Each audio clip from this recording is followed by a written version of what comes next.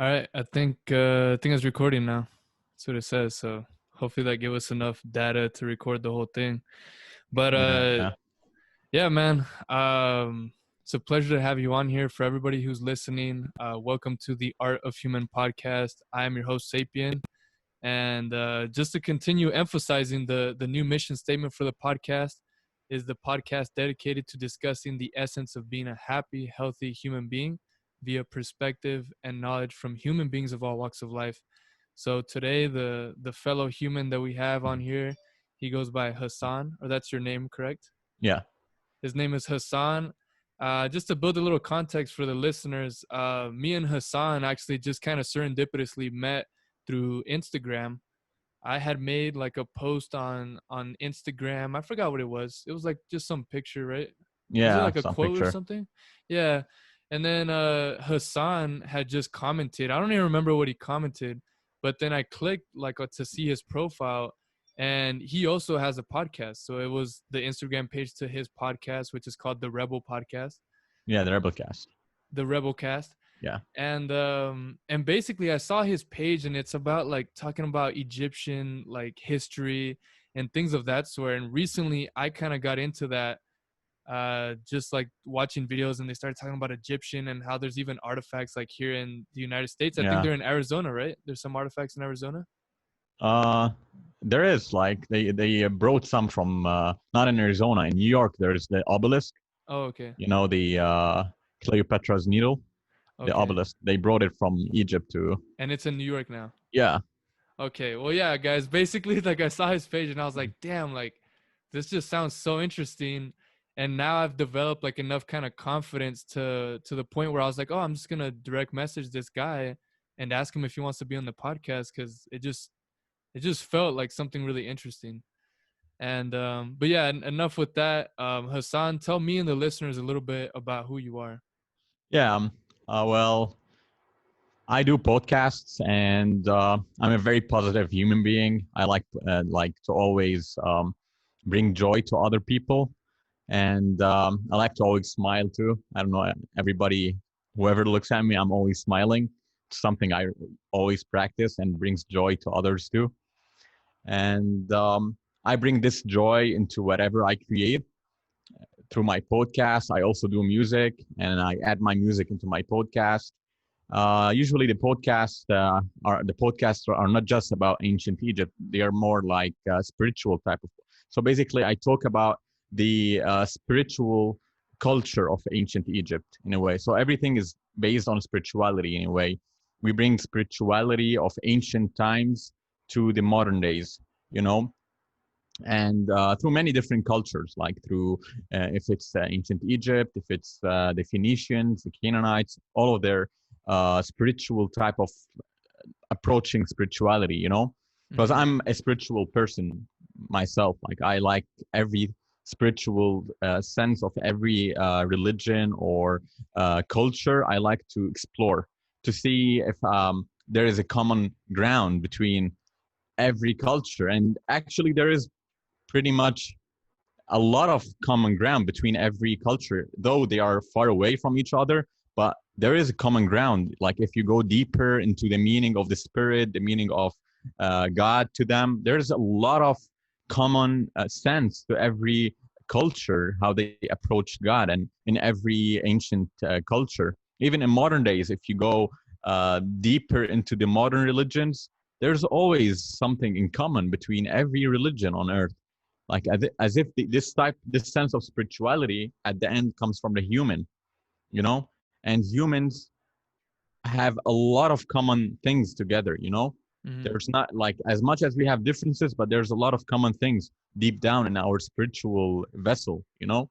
Mm-hmm. So the way we approach spirituality, it comes out of a human being, which is us.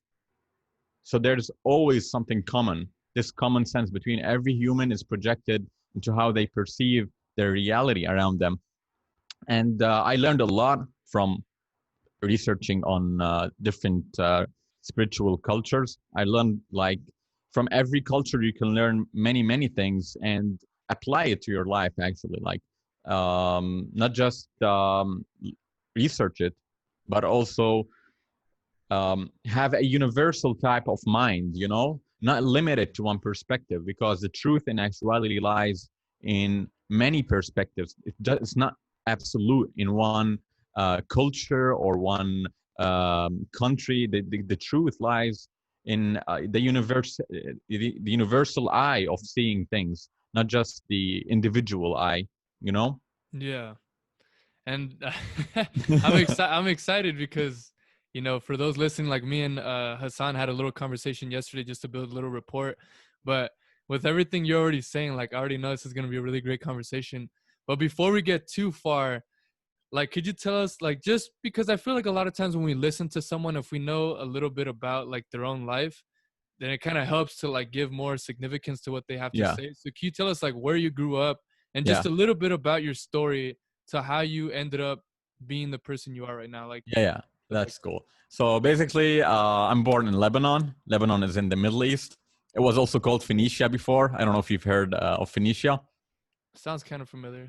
Yeah, it's there's still till our modern days Phoenician people in Lebanon. Okay. So that's pretty interesting. That's So like the basically, native people kind of? yeah, Okay, yeah, okay. exactly, like the native people, and they're actually the ones that created the alphabets. Hmm. If you've never heard, they are the first who started the alphabets, the I A never B. knew that.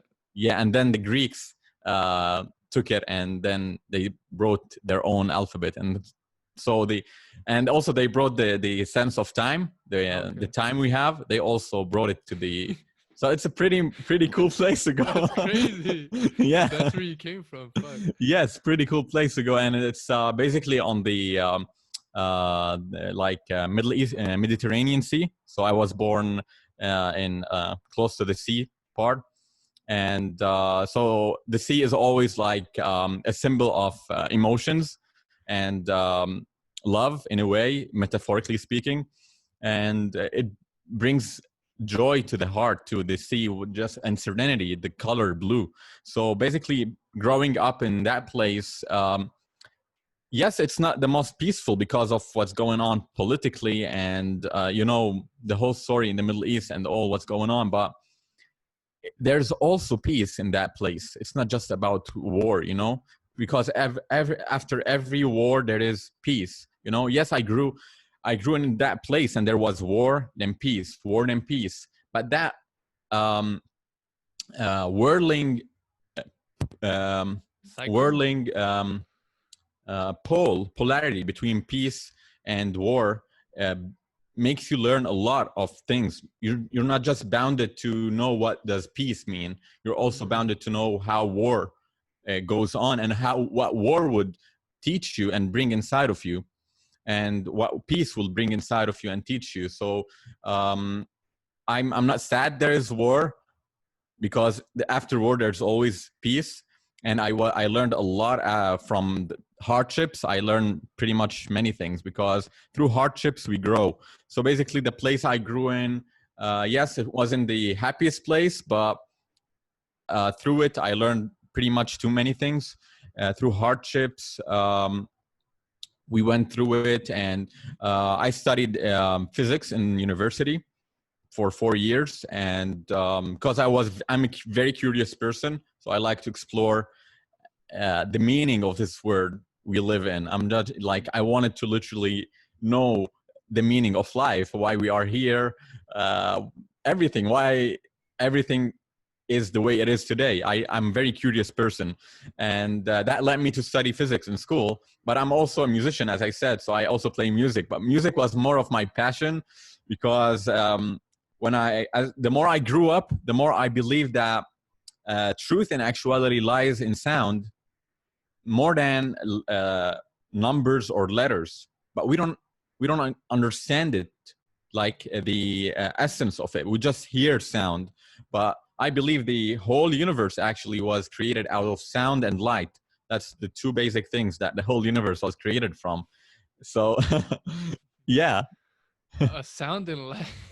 All right, we'll just keep going with this because this is like really interesting. So the whole universe was created on sound and light.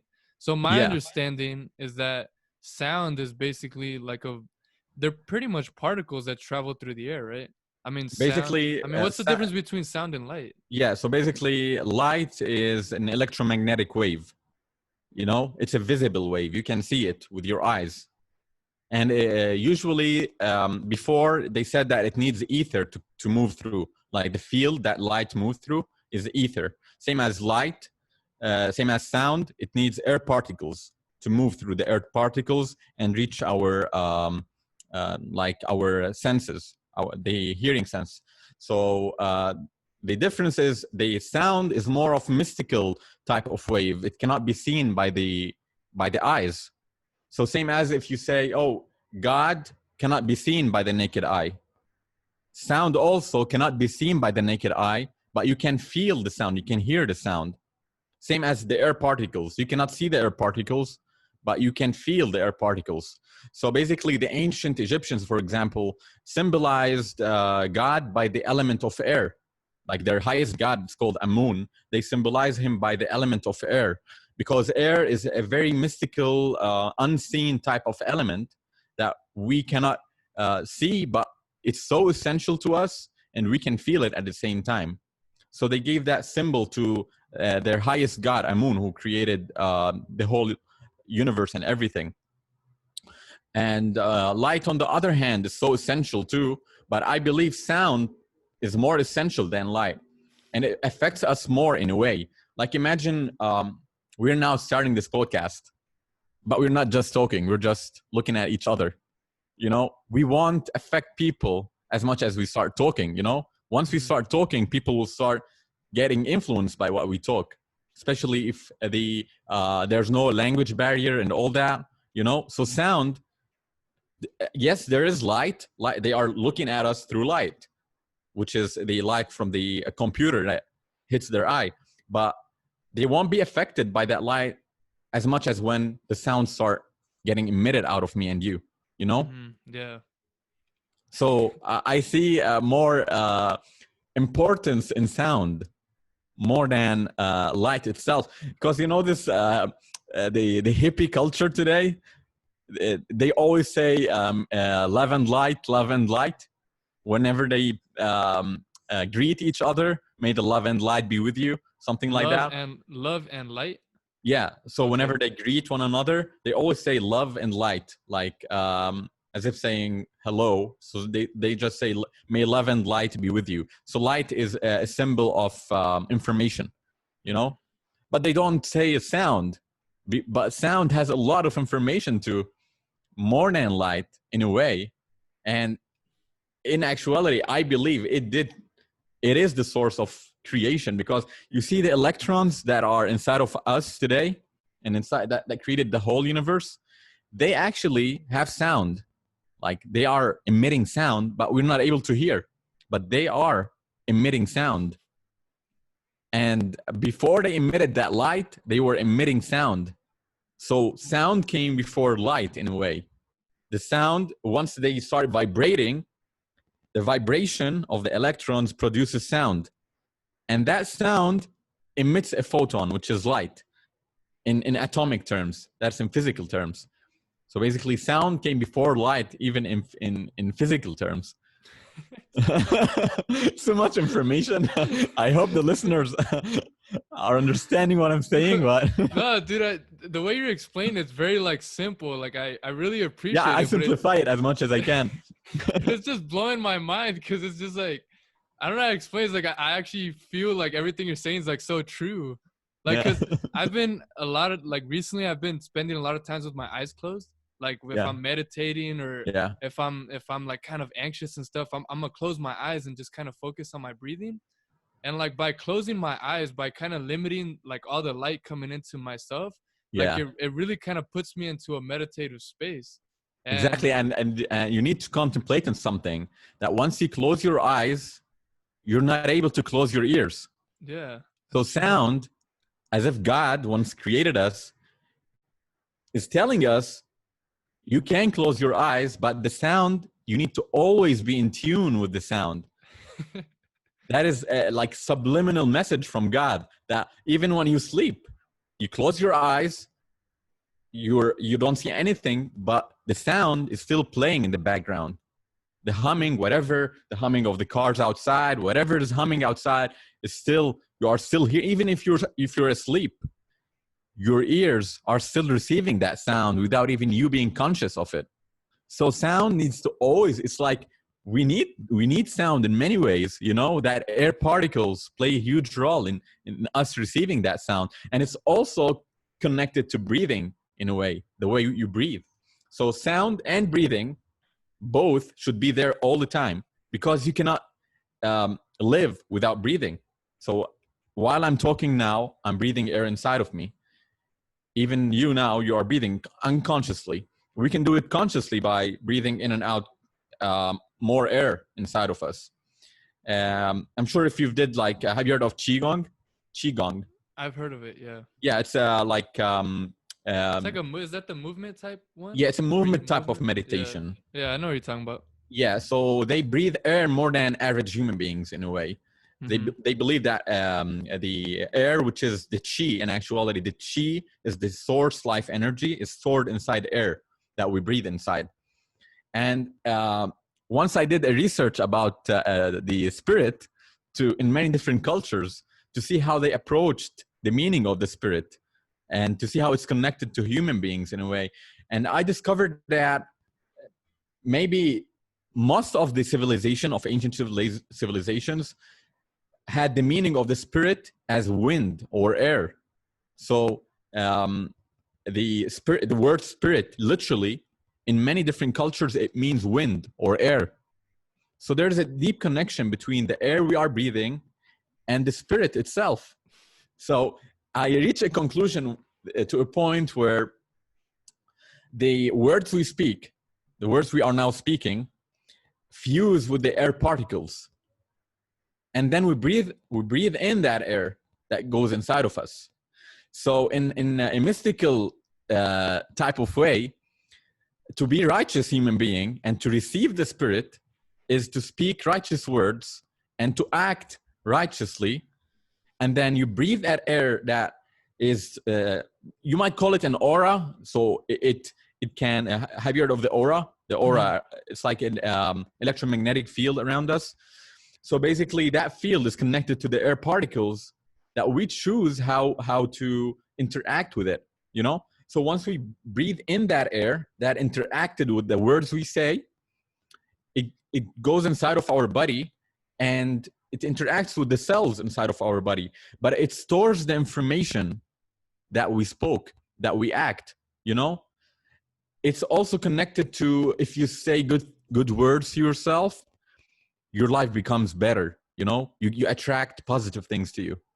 So it's all connected to the air particles that goes inside of us and we breathe inside of us, and they interact with our cells. So we energize our energy field around us. So when you are a very positive person, people will feel it.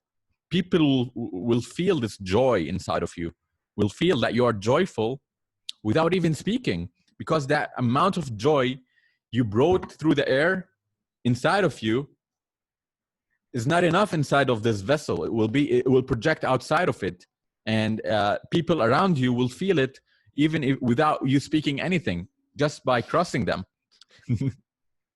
Oh God, dude, it's so weird because like if I would have had this conversation like a year ago, I would have said like, man, this guy sounds fucking crazy, you know, because we're talking about a lot of stuff that's invisible to the human eye. We're talking about sound, and the part right now, which everything for me sounded like, okay, this is very feasible. But then when the thing that you said, which I'm not denying it, but it sounds very like interesting, was when you said that when you speak positive things, that you breathe those particles back in, and in a way it kind of, it makes you attract positive things. Do you think that actual information is stored in the particles and then we breathe it back in? Yes, exactly. How is that possible? How would that work with our brain? In reality, everything in our world is based upon information. Like we receive and we transmit information at the same time. We're always constantly receiving and transmitting information, Even if we're by ourselves, right? Even if we are by yourselves, like because your senses, your hearing, all that's just coming in. Yes. Whether it's conscious or unconscious. Yes. Okay. So this might sound pseudoscience in a way. They call it pseudoscience. Have you heard of that term, pseudoscience? No. So basically, it's a science that it's more connected to spirituality, but not proven yet in a way, not proven through experimentation. Okay. But let me put it that way. Telepathically speaking, if I understand you telepathically, it's connected to the light and to the air, both of them, not just to the light, not just to the electromagnetic waves. So basically, sometimes when you're sitting by yourself and you start saying words or saying ideas that you've never heard about before, but you're just saying them, you're just speaking them, and you get this idea that is phenomenal and it's great, but you don't know where did it come from. You don't know what the source. You just wake up one day and you are having this extraordinary idea that can change your life totally. Or like in physics, in scientific terms, when scientists, for example, have this moment of getting an idea, a revolutionary idea that will change the course of history of science, for example, they don't know where did that information come from, but it just came in. They received that information. They were worthy of receiving that information. So receiving that information is totally, I believe, it's connected to the air particles. That information might have been spoken thousands of years before in that place. And that person connected to it was like it's more like receiving and accepting, you know? But if another person would have passed that same place, it might not have any meaning for him, that information. But why that person? Because that person, this type of information doesn't spark an idea inside of any human being. This you need to be worthy of receiving this type of information.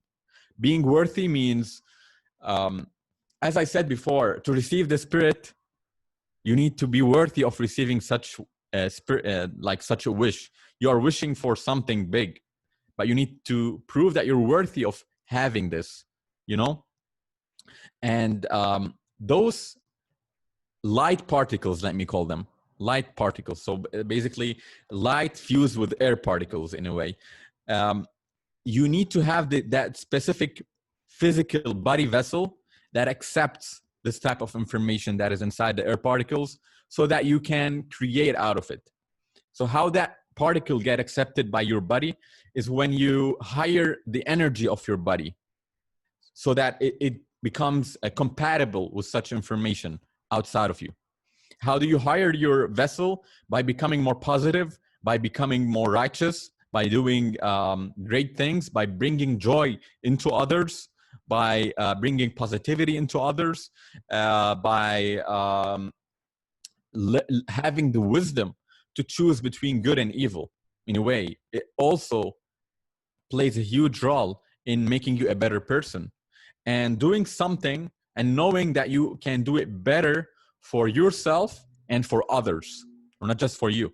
So let's give a small example. If you work something in your life, like you do a podcast, while you're podcasting, there's pretty too many levels of podcasting you can do. You can do it in a low energy type of way, and you can do it in a very high energy type of way. You choose. So you need to put in mind that you are doing not just for yourself. You're not doing this just for yourself. You're doing it also for the people who are listening to you. So the better you are doing it, the more you are increasing the energy of your body. So in that way, you become worthy. You are putting an effort in what you're doing. You know, you're doing great effort in what you're doing. So you energize your body to a point where you can receive this type of information, this type of spiritual light information around you. And then it's all about practice. So you're always doing something for others, you know? in many ways, and all human beings are doing it at this moment. Even the smallest job in this world, whatever, doing bread, for example, you can do it from your heart, and you can do it out of from your heart. You can do it rush in a very rush way, and you can do it peacefully, slowly, to make good bread for people, you know. Mm-hmm. So if you do it out of hate, that hate inside of you is projected inside of what you do. Yes, someone might shock if they might eat it if you do it out of hate, metaphysically speaking, because you've put that energy, that negative energy inside of it. You transmitted it from yourself. Fuck. It's kind of frozen right now. Can you still hear me? Yeah, You, yeah, you can hear me now? yeah, I can hear you now. Okay. Sorry, I cut off when you started saying about the metaphysical going inside of the bread. Yeah, so what you're doing metaphysically is going inside the bread, this information, this hate information. So the more you're doing it out of joy and love, it's same as if you're working at a call center, for example, and you're calling people. If you're rude to people, people will be rude to you. So you're lowering that energy. And if the ones who's calling is rude to you, also you will be rude to them. Same as if you're working something out of love or hate. And the reason why our world today is getting destroyed and it's vibrating on a very low energy is because we human beings have a lot of flaws inside of us. We need not to forget that. We have flaws inside of us. But the bad thing is we are projecting those flaws inside what we do, inside what we create. So all of those big corporations started out from an idea of one person or a group of people, but then they grew and grew and grew. But did they start out of love, and did they start it out of care for others or out of ego, and they grew it up? So as we see today, many corporations are closing, are getting down, and they are shutting down. I believe because there's always some type of flow inside the human that made that thing go downhills. If there's always something like positive inside of the human projected inside what they create, that creation will last forever. But the way we are vibrating, and that's why, by the way, civilizations, ancient civilizations, and our today's civilization is just getting destroyed, because all of the civilizations before us started this word out of ego, and they didn't have a law to live upon. Everybody wanted to be God. Everybody oh, I am the God of this, I'm the God of that, I'm the God of this, and there's clash of gods and everything. The ego, like, once you reach a point when you call yourself God, I believe this is a lot of ego inside of us. You are telling people you are God, means, because there's a lot of people today in the New Age movement, they just go outside and say we are gods or goddesses. But saying you're a god is like trapping a lot of ego inside of you and saying you're better than someone else and you're a god. This in itself is a flaw. This is not, let's be clear, we humans, we need to eat, we desire, we are mortals, we die. We're far from being gods, you know? Let's be clear about that. So going outside and telling people you are a god, it's like saying I have the highest type of ego and I want to project it on human beings, you know? Yeah. And that's what happens. I was gonna say two. Oh, yeah. Go ahead. I was gonna say two things. If you could, because your mic, it sounds like a little bit sounds a little staticky, as if it's picking up a little too much audio. Oh, yeah, you should have told me. My bad. Better now? Yeah, it sounds better, because when you were starting to pick up, it sounded very choppy. It might have been clipping. But is it better now? Keep talking. It's better now? Now it sounds better. Yeah. Okay, good.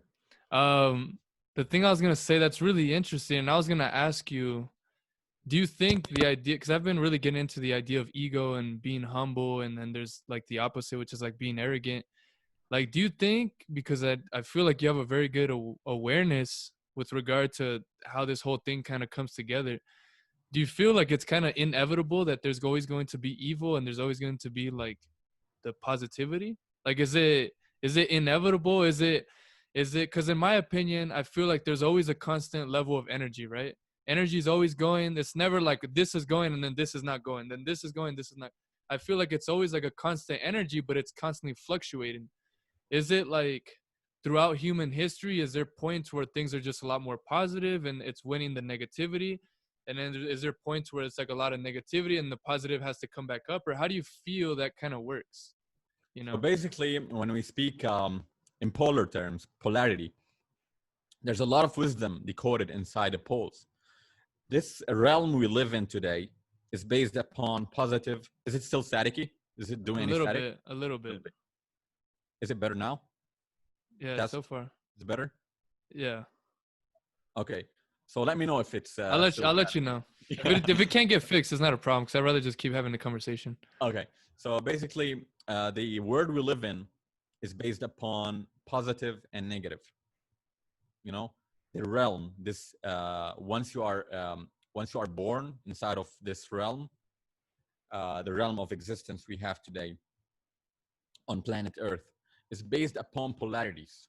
So there is positive and negative. It's fluctuating, as you said, all whirling. It's like an endless whirl, life and death. You cannot have only life. There's not a single human being that is immortal on Earth. They will die. So we are fluctuating in polar type of realm. We cannot escape polarity. I cannot go outside and say, I will turn Earth into paradise and that utopian type of thinking. This is impossible to have it on Earth. Think it that way, because if there's only good on Earth, just good, you won't learn, you will not learn what is evil, and you will not learn how to better your good. Mm. You won't have the wisdom of good and evil if you don't have one of them. So if you're born and you see everything is happy, or everyone is happy, everything is going great in this world, if you are born in this type of world, there wouldn't be any sense if I one day will get this aspect of evil. But evil sometimes make you learn what is good, to do good. Like if you see somebody, let's say, throwing garbage on the ground, you can learn from that experience that placing garbage from the ground to the garbage can is something good because it keeps the environment clean. So that evil type of experience, throwing garbage on the ground, had this positive experience throwing garbage out of to the garbage can. So this evil on Earth teaches us we should learn from the evil that happens inside of our life. That is why it depends also how you look at good and evil. Like, let's say good and evil is not just doing something bad. Something like, let's say, a flaw inside of us, a flaw, something that is not complete, can be considered evil. But the thing is, the true wise learn from the evil to be better, not to be worse. So if you are born with incapabilities, you're incapable of doing something physically, let's say. You are born without being able to walk. You cannot walk, you're handicapped, for example. And that experience in itself, some people might lose hope because they might consider it as evil, and they were born with this type of evilness inside of them, being able to walk, and they might turn it into something negative, and many psychological illnesses might go out of it just because they believe the evilness of it conquered them. On the other side, another person might think of it as this evil that was created inside of me, I can turn it into something positive. I can learn that I cannot walk, for example, but there's a lot of things I can create without walking, you know? Mm-hmm. So what happened here, that person learned from the negative. This is how humanity should grow. Mm-hmm. To learn from the negative, not consider negative as something that will destroy us, that would only destroy us. We should have this type of mentality that having something bad in our life has a lot of things to teach us, not to destroy us. And that is how we grow. Mm-hmm. The thing I was gonna say too is it's because we're talking about like what's evil and what's good, but then I was just thinking about in my mind, because as I told you when we talked yesterday, a lot of times I'll spend like the whole day by myself, and not even in a depressing, sad way, but just in a very, productive, working out, meditating, like things like that. And I was having a thought to myself, and I was thinking like, okay, we have this picture of like God, and of course he's like this positive image, and he cares about humanity and life. And then you think about the devil, and it's this person who it's the complete opposite, right? He wants people to suffer. He wants people, he's all about suffering, and anything that would be correlated to negative, it's the devil, and everything correlated to positive is God. So I'm thinking like, well, in the mind of the devil, he thinks that what he is doing is right. Like he believes that suffering is what he wants to do, and I'm sure he feels a certain level of joy from doing that. And then I'm sure it's the same thing on God's side, that what he's doing, he feels is the righteous thing, and he feels good. So in a way, I think to myself, like, who is to say what is actually good or bad? Because maybe us as humans, we perceive the things that we've been talking about preserving the planet and doing that as being the good thing. But then maybe in another whole entire realm or a whole different perspective, maybe the evil and causing suffering and destroying things, maybe like there's a good in that too. But it's Uh-huh. just for us, it's you kind of get what I'm saying? Yeah, I get it. I don't know. That's how I'm just, because I always say like nothing's inherently bad or good. But of course, like in my heart, like I don't want to kill people. I don't want to like, there's a lot of things that I would connotate to being bad, and I would never do them. But Yeah. I also try to understand that maybe in somebody else's eyes, what we all think to be bad could be good. So I'm just like, I don't know. I Yeah, just yeah. wanted to see what you had to say about that. Yeah. So basically, we human beings, what makes us human beings actually, this high type of consciousness that we have to perceive what is good or evil. We have this type of sense that if we do something or if we say something, we have this type of sense that we need to say that if it's good or bad. Subconsciously, we unlike animals, like when a lion wants to hunt a deer, it doesn't think if hunting the deer will be good or bad. It's hungry, it just wants to eat, it goes, runs, and eat. So from a human perspective, this might be bad because killing is bad. But from the lion's perspective, it was hungry and wanted to eat, and it made the lion survive. On the deer's perspective, the deer died, so it's something bad for the deer, you know? But if you might think it another way, the deer might think it in a positive way, where it might think it made the lion survive.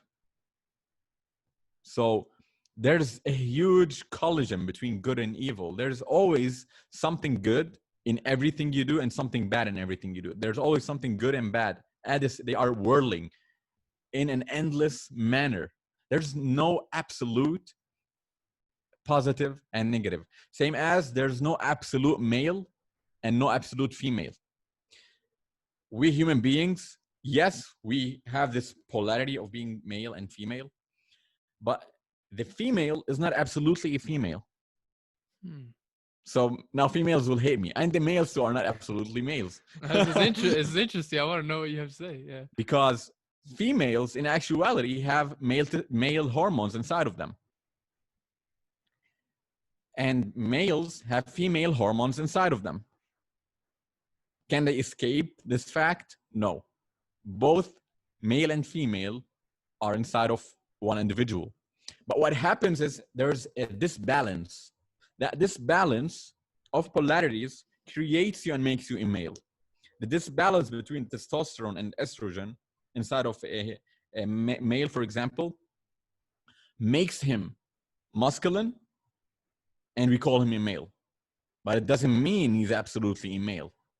There is femininity, a level of femininity inside of every male. But they are escaping, because I know it's hard to grasp it, but especially in the world we live in where it's dominated by masculinity. But the thing is, all the males know that there is femininity inside of them.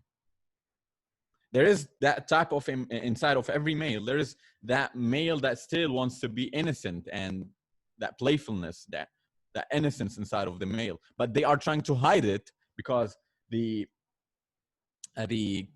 civilization, whatever you want to call it, force you that a male should be that way, nothing else. Same as a female on the other side. The female thinks that she's the perfect female, but there is a lot of masculinity inside of it. Mm. And to prove it more, there's a lot of females that have masculinity more than males.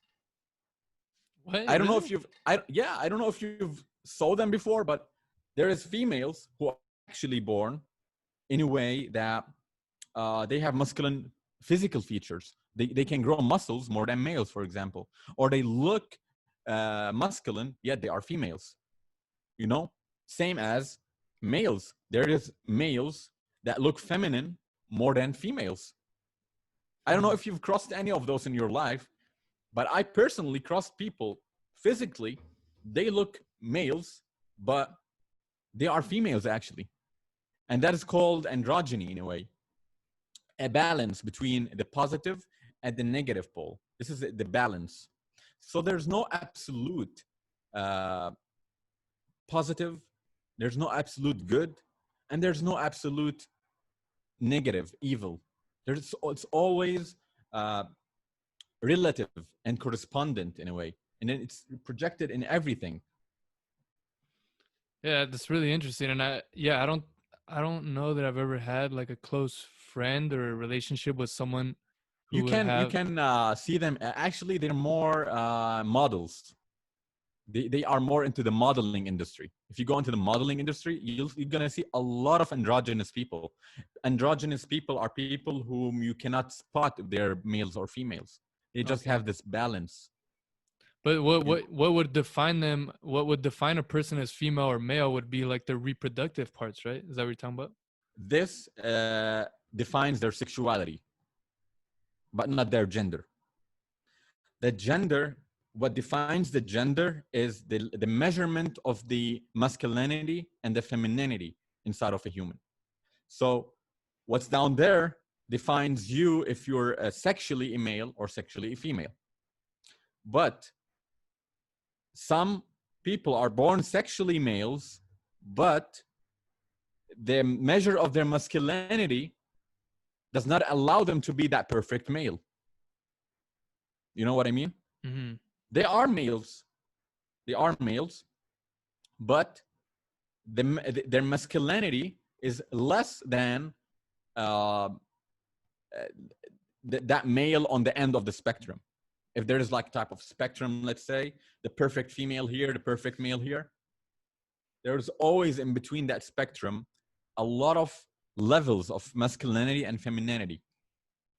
So would you say that someone who's more in the in-between, like we were talking about earlier, someone can be handicapped and that could be seen as something very negative? Just from like the things that I've read and things from school, it seems that a lot of people who are in that in-between, they have a lot of trouble fitting in with society because there's so much criticism. And apparently with religion, you know, a man's supposed to be married to a woman. And when someone's kind of in the in-between, they feel like a sense of not belonging, and there's a lot of criticism and judgment over that. But do you think for someone who's in that in between, if they were to voice themselves and if they were to project themselves, do you think they have a certain level of power that is unique, or like, I don't know, just something with regard to that. You mean something, a power to be able to prove themselves? Something like that, because I feel like everyone who has, like you said, something disability or something unique or something different, then they automatically have a lot of people, you get attracted to them, right? Like if I had a second nose on my forehead, everybody would everybody would know me as the guy who has two noses. So what I'm trying to say is, but I think that uniqueness can also have tremendous power, Exactly. because it Yes. could have a lot of influence because it's unique and different. You're getting it. You're starting to get it. So once you have this negativity, you can either turn it into something negative and not and do this imbalance and shift into the dark side, or you can turn this negativity into something really positive and have this power, as you said, and charisma to prove yourself inside of this civilization, because we are living inside of a civilization at the end. The civilization is trying to shape itself in a certain way. To be a perfect male, you need to be that way. To be a perfect female, you need to be that way. To be a perfect human, you need to be that way. To be that perfect engineer, architect, you need to be that way. If you look into the course of history, the revolutionary people always had something different in mind. Always. But they were able to prove their ideas and their ideology inside of their head, because they are telling the humanity, the civilization, that you cannot force a reality on someone that is not feeling that he fits in that reality, you know? And once you have this charisma and power to prove yourself, you become like those great philosophers whom did force their ideologies into humanity, and they become great philosophers. All of those great philosophers in actuality are rebels, revolutionary people, because if they want to just sit and hide, they'll always stay inside their room hiding, and their life, yes, will be miserable. They had two choices, even three choices. Either be the outsiders, I like to call them the outsiders of society, means live inside their room, never go outside, or let society uh, harm them if they go outside, or do a revolution to prove themselves and make others respect them.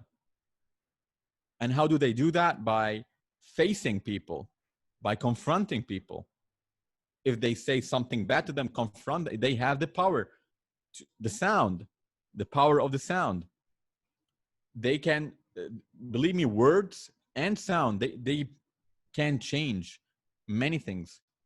They can write a book, create a book with all their experiences, and they can share this book with other people to understand the reality, the wisdom. And I'm sure if they were able to turn their negativity into positivity, they will project a lot of wisdom.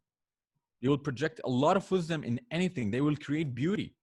As we talked, like beauty plays a huge role in the journey of being wise. So once you create beauty, people will see that you're not just a handicapped person, for example. He's not just a vessel that is not able to walk. No, he's a vessel that is creating beauty that this world needs. You know, there's an example. Have you heard of Helen Keller, or Killer, something like that, her name? She's the one that was blind and also deaf, right? Yeah, she had, and she was a writer. She wrote books. She created this negativity, positivity outside from her negativity. She didn't say, I'm blind and deaf, so I cannot do anything in this world. She didn't say that. She didn't commit suicide, which is also an option. Some people do that. But she proved her abilities. She received that what I call spirit. She received that spirit that made her create beauty and project it into the civilization she lives in. Now, talking about like beauty and how you just mentioned that she can, and you've been saying like you prove yourself and then you receive this spirit or you receive this kind of information to then have this like positive influence on the world. Do you feel like there's people who have a lot of positive influence, but they have not themselves received that spirit? Because sometimes I feel that there is a lot of people who are successful and who have a lot of influence, but in a way they have not like found themselves. But it seems like maybe because of, it's weird because sometimes I feel like it's not so much what people say, but it's just knowing about what has happened to them. I don't Yeah. know, So it's kind of hard to explain, but right now I'm thinking about the music artist. You know Logic, the music artist? no. Okay, well he's a rapper, right? And well, that's one of his personas. And he's been creating music since he was super young, and he's retiring. He just released his last album a few days ago, and he's retiring. But it's funny because like he grew up in a household where there's a lot of racism, a lot of negativity, a lot of difficulty. But through music and him expressing himself through his music, he was able to work his way out of that to the point where he started to make a lot of money. He grew a huge fan base. But then throughout it, he's now explained in his last album that he's actually been suffering a lot with anxiety and just overthinking because of all the judgment and criticism that he's gotten. So I'm like thinking to myself, I'm like, how is it that he's considered one of the best MCs, one of the best entertainers, but yet he's been unhappy like at a personal level with the last few albums that he's done, but it's so successful. So that's the part I'm trying to get at. And I Yeah. feel like right now he's actually getting to a point where he's getting happy because he's saying, you know what, it doesn't matter what people are saying. And then this last album was actually a really great album, and now he's retiring. And I don't know, just trying to Yeah. correlate that to what you're saying. So basically, we're not with that person in everything they do.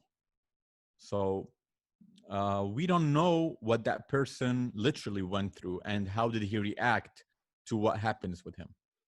So even when I talk about receiving the spirit, it depends on everything you react to. Everything you say is added to your vessel, to this vessel. You know, everything. You are recording information all the time in everything. Now I'm recording, you're recording, not just through the camera, through the, as we said, the air particles, everything is witnessing. So basically, that person received beauty to project out to the outside, received this sense of spirit inside of him. But when you said he got depressed, so what you're trying to say, if he can receive this type of beauty, why he has to be depressed? So basically, being depressed, so you know, in this whole music industry,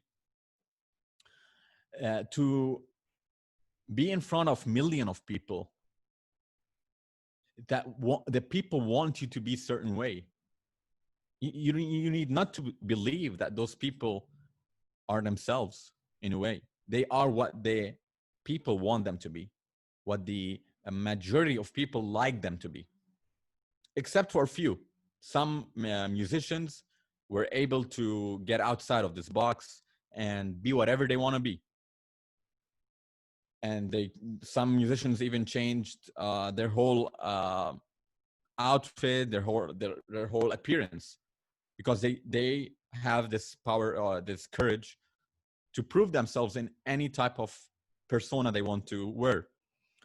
But some musicians, for example, are what other people want them to be, and this puts you in a lot of stress and a lot of effort for you to prove yourself and be that one that wants to do everything that make the fans happy, or else they won't buy your albums and you will lose your career.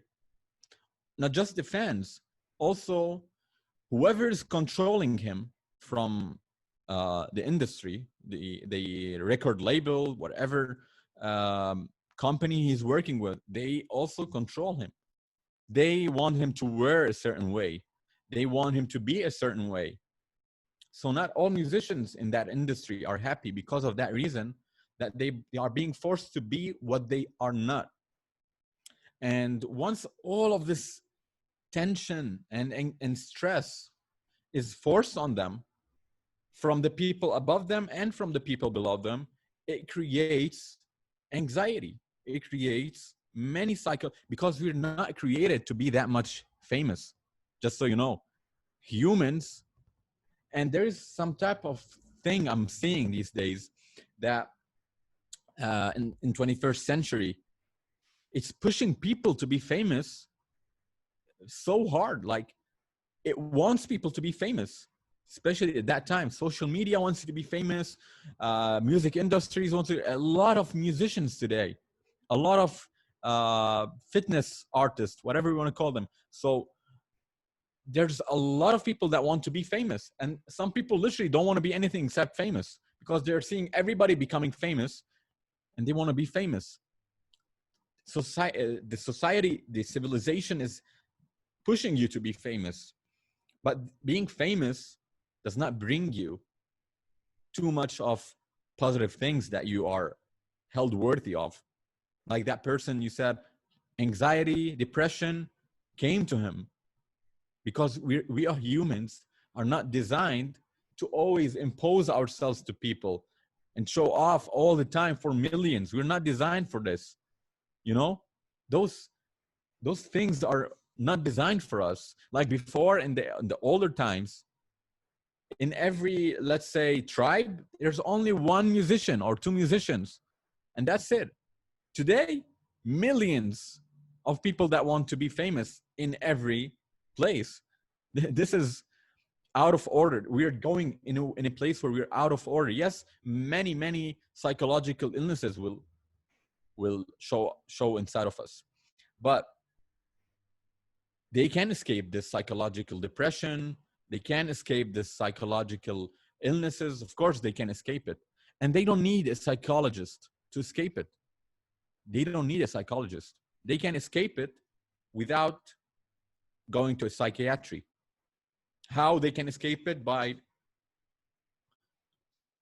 For me, for example, I'm talking from my own perspective. I always, I'm a spiritual person. So I always believe that there's the most high creator that can do anything for you, for me, for anybody. If I have depression, I have strong faith that the Most High can heal me from that depression, let's say. It's just a belief inside of me. Did it help me? Yes, it did. And it creates a psychological healing for you. So even if you do not believe in a creator, it can project to you positivity without even you being aware of it. Because it's all psychological here. They can connect with nature. They can go outside nature, spend time in nature. They can change the role they're playing. If the persona they are playing is bringing them depression, tension, they can change it. They can produce. We are creators. Human beings are unlimited creators. We can create limitless, like anything. We can create anything out of it. You know what I mean? Mm. So we need not to limit ourselves to be one persona. It can be many things to escape this type of depression inside of us. Yeah, and I think that's actually what he's been emphasizing. He's like, I'm a dad, family. He's gonna move to like Montana. He's gonna get out of Los Angeles, which obviously has a lot of eyes on you and stuff. And he's just gonna basically go live his life, like not caring about what other people want of him, but just doing what he feels. So that's really interesting. The one thing that you said, which I kind of caught my attention, was that you said that we don't need psychiatry and we don't need psychiatrists. We don't need, No. You don't think we need therapists either? Okay, because like I feel like I understand where you're coming from. Yeah. Because I also do feel like breathing exercises and having faith. Yeah. Like having faith and all that stuff is like, I think it could like heal you. But I think that people, because everyone comes from a different upbringing, some Yeah. people don't know anything about the shit that you're talking about, the things that we're talking about. So for them, that kind of thing almost seems like it's not a possibility. Yeah, I understand what you're saying. So some people need one another. That's what you're saying. Um, some people are strong enough to thrive alone. Mm-hmm. Some people need someone to help them. You know, that someone doesn't have to be a psychiatrist though. Yeah, Doesn't that's have to true. be. It can be your mother or your father or your siblings. It can be your friend, your best friend. It depends what type of circle you put yourself inside. You can heal yourself without a psychiatrist by knowing to do the right things, by putting yourself in the right place, in the right circle of positive people that um, will help you become better. But do you think You know, that someone could go through a psychiatrist and still get better combining? Like, if the psychiatrist does it the right way and he's good at what he's doing, they can help. They can also be like spiritual teachers or coaches, you know? yeah. Well, I think what you're trying to say is that that alone is not going to necessarily help you, like, to You fully can do recover. it, but you also can do it by yourself. So what I'm trying to say is you don't need to spend your time and money to heal yourself. You are able to heal yourself from within. You know? Yeah. If that doesn't make sense, people can try, experiment. You know? If that doesn't make sense to them, they can try, they can experiment to sit in nature, for example, contemplate in nature every day for like an hour at least. Look at it. Go for a hike. Connect with nature, because this type of civilization we live in, it's not our own type of natural way of living. You know, those bounds of civilization that we're trapped in.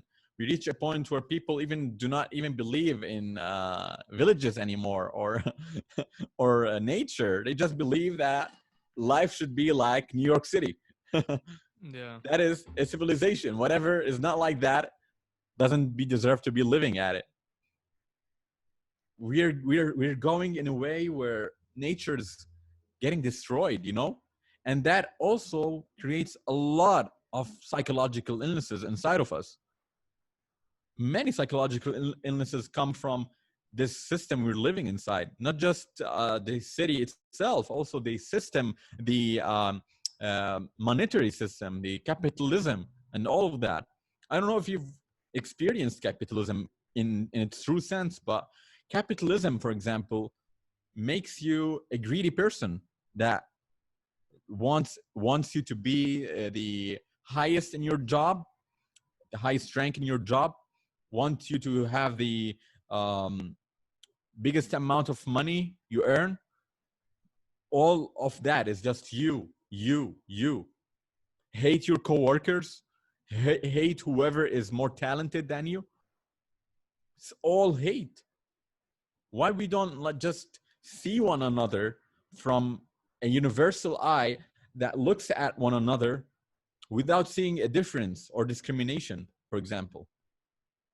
Just seeing that person to whom he is. He's a human, I'm a human. We have a lot of similarities that we can stand upon.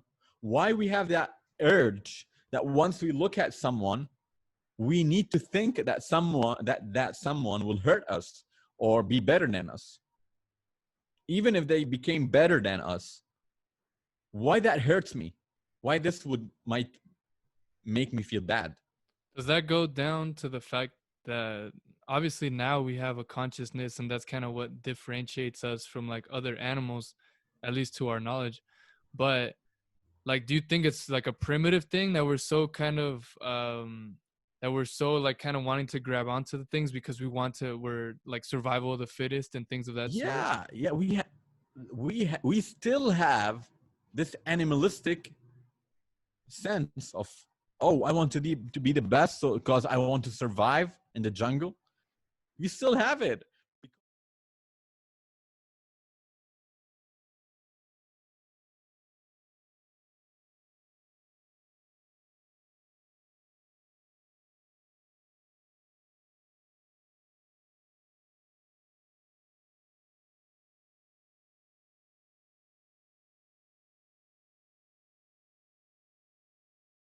I'm just big on the idea of I don't want to ruin the flow right now. Like, you know what I'm saying?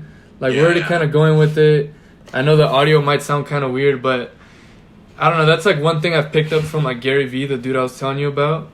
Yeah. Like, you know, there like people want to perfect things, and you know, let's say right now we want the audio and the video to come out nicely, and it just so happened that the video kind of it stopped recording, and now I'm gonna be recording off my phone, which is gonna be capturing your voice and my voice. So these like our microphones are not really. How can we Is there a way where I can lower my? No, don't worry about it. We'll just do it this way. We're already going with it. But yeah, for anybody listening out there, yeah, the video cut off because the amount of storage on my computer got to its max capacity, and I could do a bunch of little things to try to free up some storage space and get back online, but I don't know, for whatever reason I'm feeling like just to keep it rolling, like we'll just record off of my iPhone like we are right now. So hopefully it doesn't sound too bad for you guys. But anyways, we were just talking about how as human beings we still kind of have these primitive characteristics of wanting to be selfish and kind of the whole idea of like survival of the fittest, and that's still influencing modern day humans. And then Hassan kind of started giving his take on it, and then the last point that you were getting on, which I was actually really excited about, you were talking about how if we as individuals were to just focus on ourselves and it's like being competitive with yourself, but not being competitive by comparing yourself to another human being, right? And then you can just continue on that. What are the benefits of being a human being and focusing on your craft, not by comparing yourself to another person to then be quote unquote the best, but actually just trying to maximize yourself as the best? So basically, first thing, it brings you respect without even you being aware of it. If you place yourself outside of the competition, means you're telling yourself, I am unique individual that can thrive through my uniqueness, through my unique individuality. And that in itself, the people around you will respect you for looking at you as a person, as an independent person that can do things by themselves, can fix their issues, can do many things, just concentrating on bettering the quality of what you're doing and projecting it to the world to better the world too with it. So basically, you gain respect out of it without even you being aware of it, because even that person whom you're competing with, they will feel that you're not competing. They will feel that you're no longer competing with them anymore. But they will start be curious why you're not competing with me anymore, what they are doing. Okay. On the other hand, you are reading books, you are digging many rabbit holes to see how you can better yourself, and you are going to your job, concentrating on your craft, not concentrating on a human being that wants to compete with you. It doesn't work with all human beings because we still have this animal instinct inside of us that we need to compete and do that, because animals in the jungle, they compete. They don't allow an intruder animal even to be there. Some, even lions, for example, they eat their own species. They eat different group of cubs. They eat them. They kill them if they are not from their bloodline. But why we need to be like that? Metaphorically, we are like that. When it comes to work, to all of that, yes, we need to survive. We have this survival instinct inside of us. But why this survival instinct as humans, as human beings, not as an animal, is still based upon ego and hate, you know? And not just that, even the spiritual people, the people who preach spirituality, are falling for the same trap. Like, he is better spiritual guru than me. or he's a better spiritual coach, I need to compete with him. Why not just concentrate on your vessel and your light will shine by itself? This aura around you, the charisma, this energy, people will be attracted to it without you even speaking anything. Yes, you will be hired. You will be hired in your job if you do not compete. You will have the chances to grow because you are concentrating on inner values inside of you, inner righteous values. You are building up a metaphorical building, that you need tools to build that building. That building in actuality is inside of you. Your character, your self, how you move yourself in the community, how you approach people, how you talk to people. All of those elements create a special human being that is able to succeed even without competing. So to be able to succeed without being able to compete, I believe this is one of the highest types of charisma a human can have. Like, he just goes inside the door. Everybody wants him to be the leader because he attracted that leader information and leader energy inside of him. People can feel leadership inside of him or her without even doing anything. Just the way they hold themselves. It's just the energy field around us. I think that's it's really interesting that you mentioned this whole idea of like doing things without competing and actually being able to maximize a lot more by doing that. And it's funny because yesterday, I just went for a run. I don't know did I tell you I was a track and field cross country runner? I did, right, yesterday? You told me what? I was a cross country and track and field runner. Oh yeah, you told me. Yeah, so last night I haven't been running that much like long distance because just because I've been working a lot more on having good mechanics and having good proper posture and my breathing, and for a long time I just was kind of neglecting my vessel. I wasn't treating it properly, and a lot of it was just me doing what other people were telling me to do, just to have a tough mindset and just to keep persevering through the pain, etc., etc. So I was really unhealthy. My body's super tangled up. I have a lot of knots and stuff in my muscles. And so this past year, I've basically been working on loosening up my body and things of that sort. So I haven't been emphasizing on the running, but preparing my body so that it can run with good mechanics, with proper form. And so I've been working on that a lot. And so I haven't been running that much. But last night, I just kind of had the feeling like, you know what? I haven't gone for a run more than like 20 minutes in probably a month or two.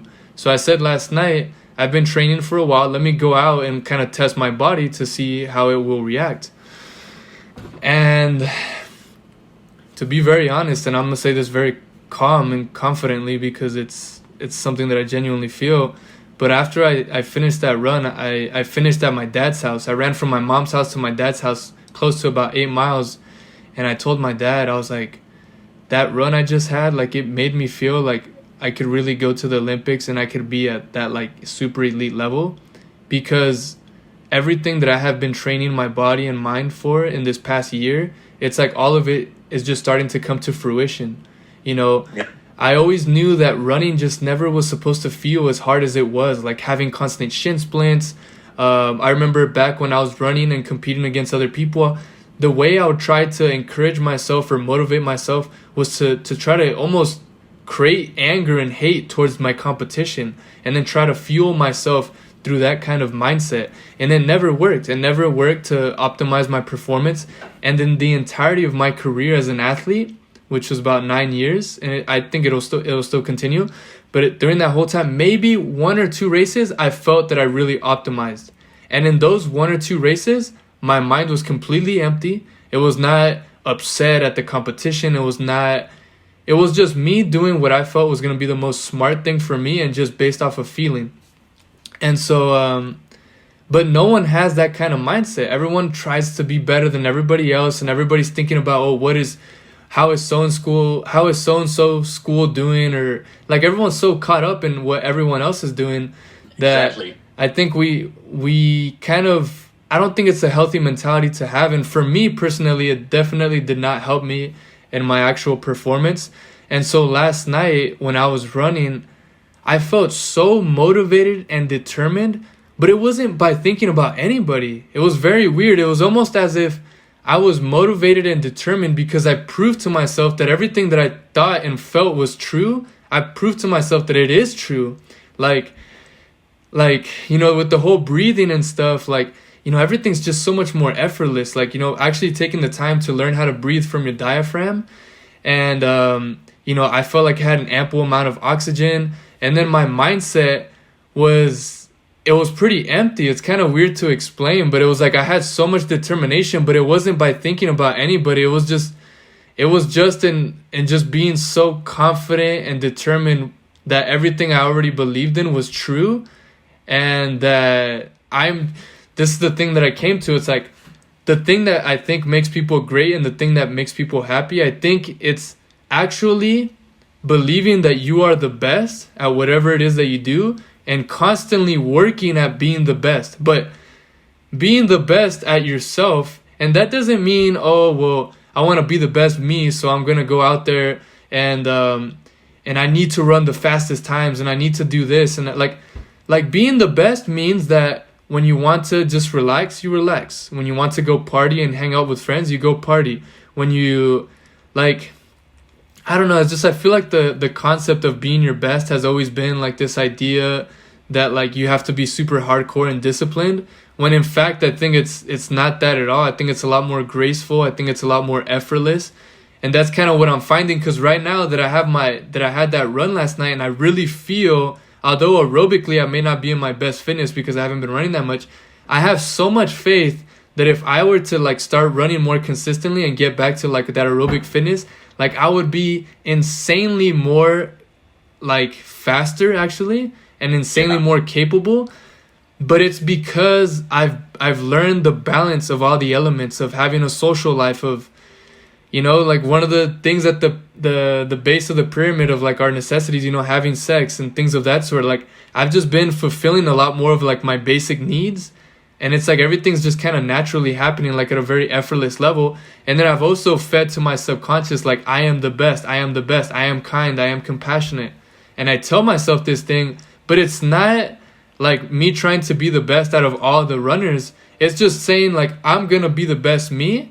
So in a lot of occasions that's gonna be me winning the race, But in some occasions I've been thinking a lot, and I was thinking during that run, I was sometimes me being the best runner may actually be to pull out of the race. Let's say, for instance, I feel that my Achilles is hurting really bad, or I feel that something's wrong with my heart.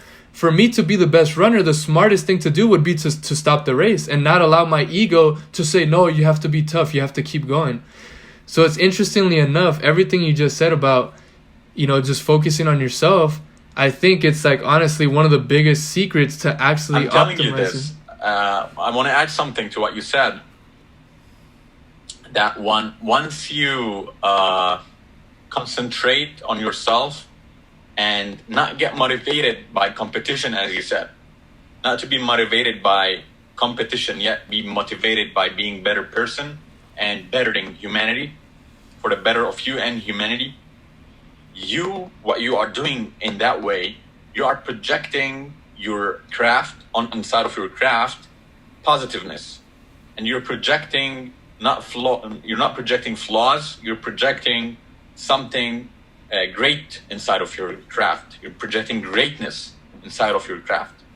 So that energy you are producing inside of you, so you're saying you're running, but that in itself is your craft running. So you are projecting in this motion greatness, great values inside of it.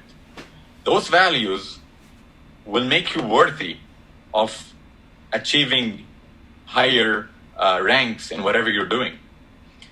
And you will also experience the receiving of information, which is, in your case, running faster or being able to do your craft better, in less time than whoever is doing it out of ego. And you can experience that. I experienced that in music. I play music. Basically, when I went into the music industry, I did not say to myself that I want to be a better musician than that musician. What I did actually, I concentrated on first what type of music I want to play, the type of music I'm very good at, that reflects my identity, my character, and my values inside of this music. So I didn't say I want just to play the music that succeeds against that person. If it succeeds, I'm good, I'm happy. If it did not succeed against that human, I don't really care much. You know why? Mm-hmm. Because what I care for is projecting the identity and the character and the values of myself inside of this music. Whether this succeeds in bringing me more listeners than that musician or not, I don't care for that musician. I care for the people who are hearing me and receiving this type of value through the sound waves, through the music. This is what I care for, you know? And I too have the belief that my music is great and a lot of people will listen to it and I will be successful through it. It doesn't mean if you don't have to compete, it means you will be the worst. It doesn't, you can motivate yourself through many, many different things in life. But the thing is, this starts since our childhood. This type of competition, competing type of mentality. Since childhood, since you are born inside of your family, if you're not born by yourself, if you have siblings, there's always this feeling that the dad or the mom give more attention to a certain sibling more than the other. So it grows inside of you, this seed of competition to be better than my other sibling grows inside of you. Then you go to school and then you see not one or two brothers or sisters, you see a bunch of friends that wants to be better than you in everything that you do. And then you figure out that your teacher wants someone the best inside of the class and they put their name somewhere, I don't know, and they do more attention to that person who gets more grades. So you feel you need to compete with that number one to be better. And then you go to university, then you go to work, competition. The civilization itself is basing itself upon competition. But why they don't base it upon helping other people?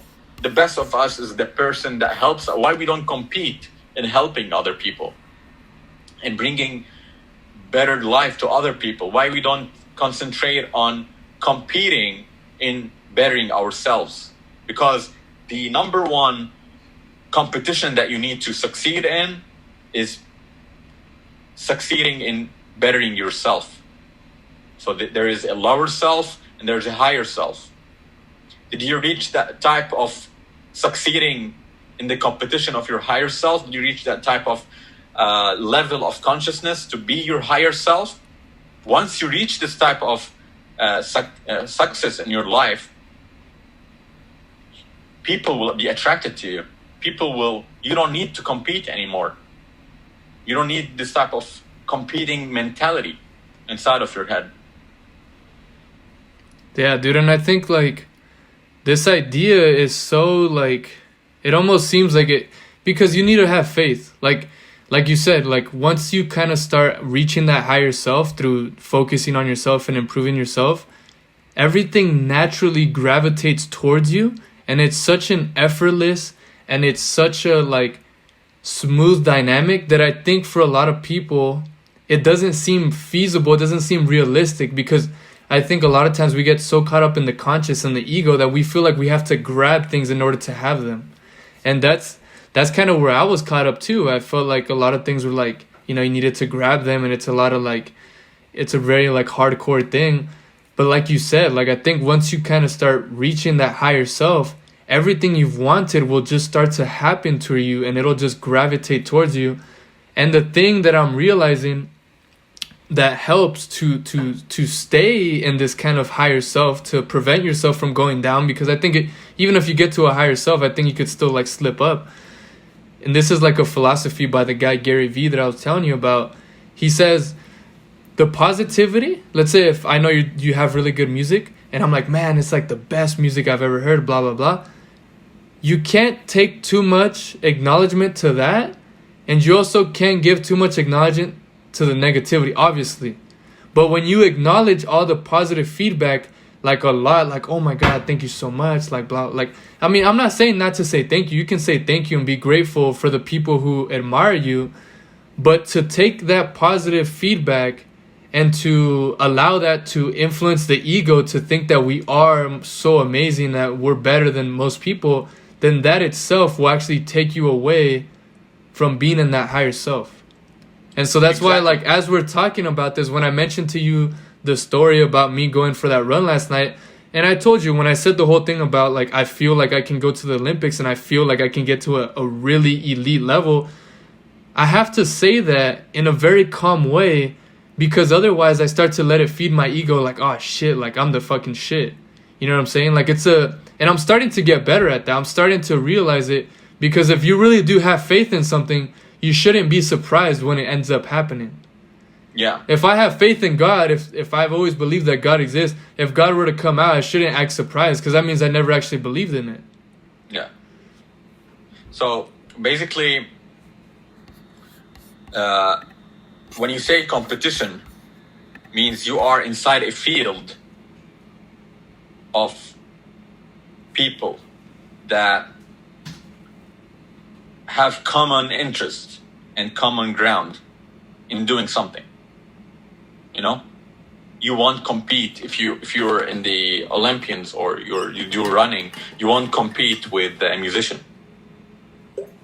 You know, you are in the same field as of your surrounding. You're in the same circle. Okay, so basically, when you create something new out of competition that baffles people, you will succeed without competing. When you think out of the box and you create something so special that you do not concentrate on how that person does it better, and you want to continue or get glimpse and pieces from that person to do your thing better. Unlike what you did is created something new, a new way, for example. Yes, it's still in the same field, it's still in the same circle, but you know that circle has too many fractals that can come out of it. There's no one way of doing one thing, and there's no one speed. In your case, there's no one type of training. There's no one type of one way of doing your push-ups or your pull-ups or your running mechanics. Your form. Mechanics, yeah. There's no one way.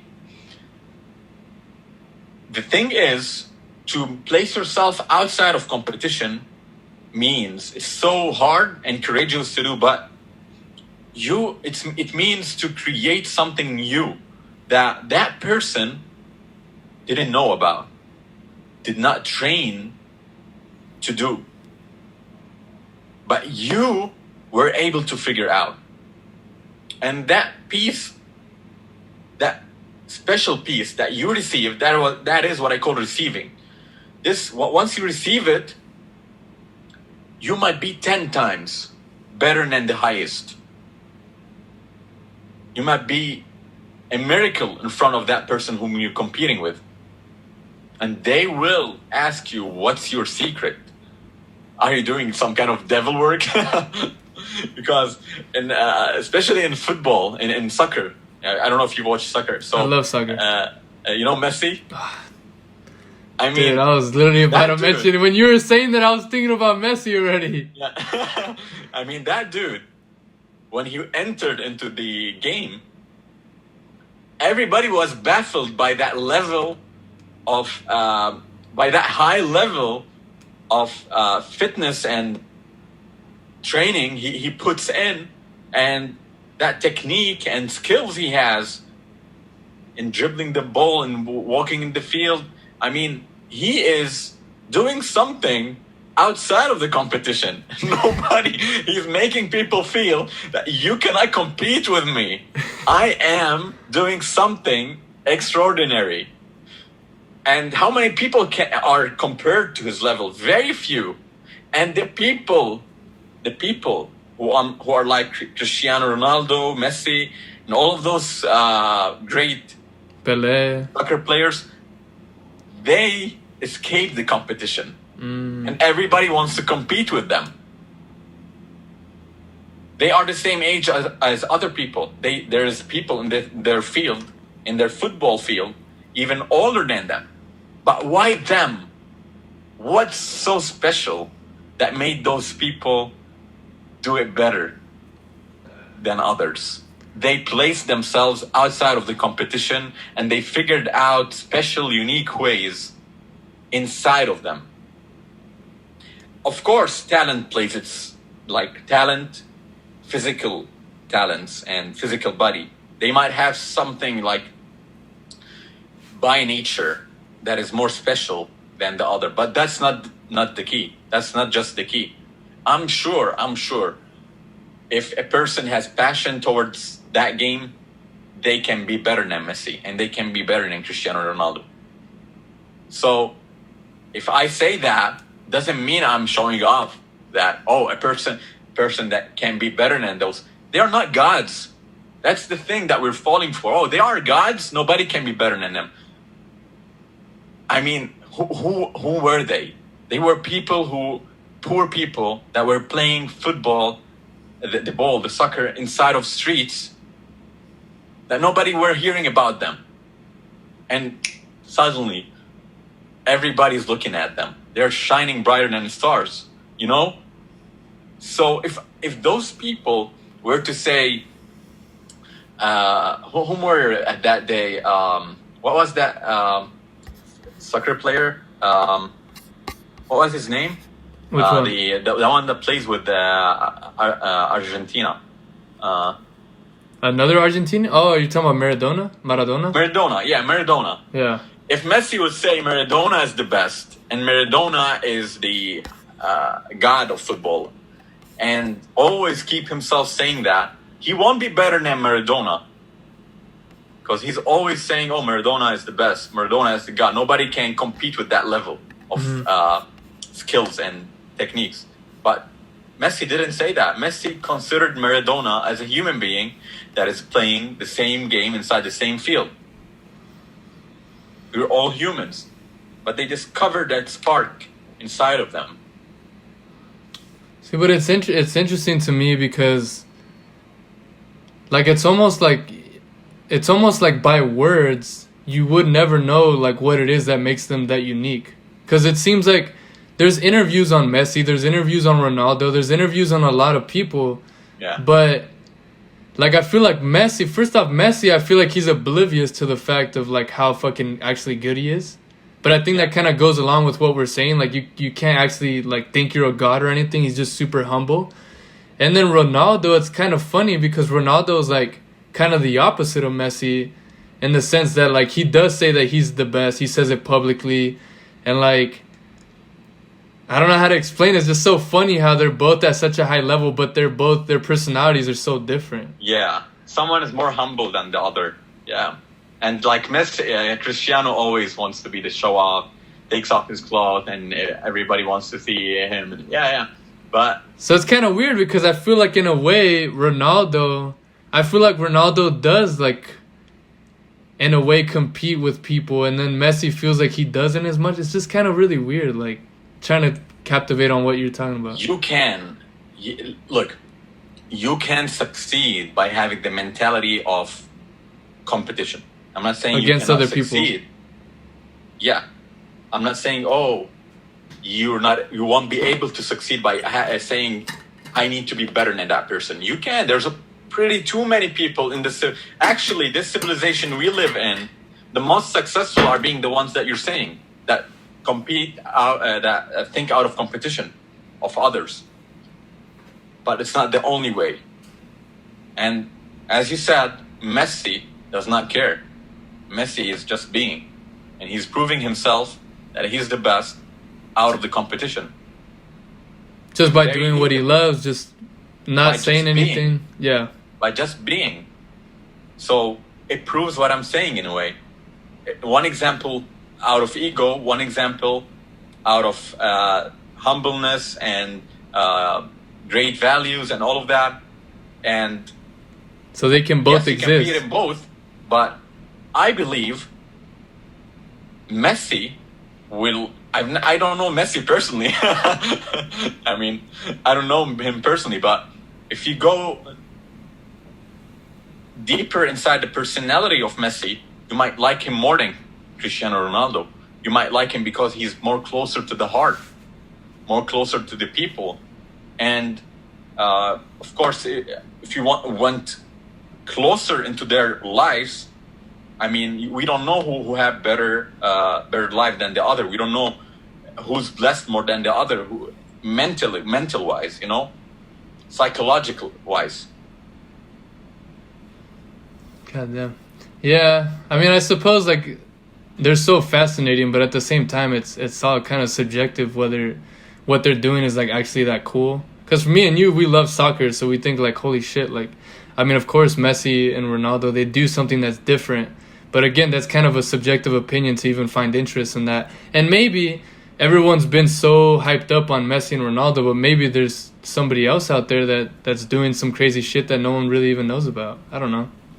Because just because someone has very positive energy and has a very strong spirit, it doesn't mean that they will always reach a level of fame, right? No, it doesn't mean if that's the case, too many people will be on the top because there's too many people are positive. It's not just me or a few people that are positive and everybody is negative. But the thing is, you can receive this stuff. As I said, you need to prove that you are worth of receiving this information. You need to prove you are worth of receiving this information. How will you use this information? Imagine you wake up one day and you're Messi. Okay, you were in the physical body of Messi, but mentally you're Christian. Okay. How would that feel? Can you manage all of that tension, all of that pressure, all of that, you know? Because you're saying a person that is wanted by millions of people. Are you worth of having it? Messi and people like Messi who reach this type of level of fame and wealth and whatever, they prove themselves. They are worth of that pressure. They are worth of managing their finances. They are worth of many things. And that comes inside of you. The more, I believe, the more you become a person of values, a unique human being that is doing something that is not the majority of people are doing. And here it comes when I said about the creator himself, because I'm not sure if Messi or Cristiano believe in God or something like that, but I believe that they received this power through the creator of the game. The creator of this game called life wanted Messi to be in the 21st century, that character, that avatar, you know? And every act you do in your life, every act, from the simplest, you are adding it to this vessel. If you do unique acts, you are adding that unique act to your vessel. Okay? So once you add this unique act to your vessel, or unique thought, or unique words you start saying,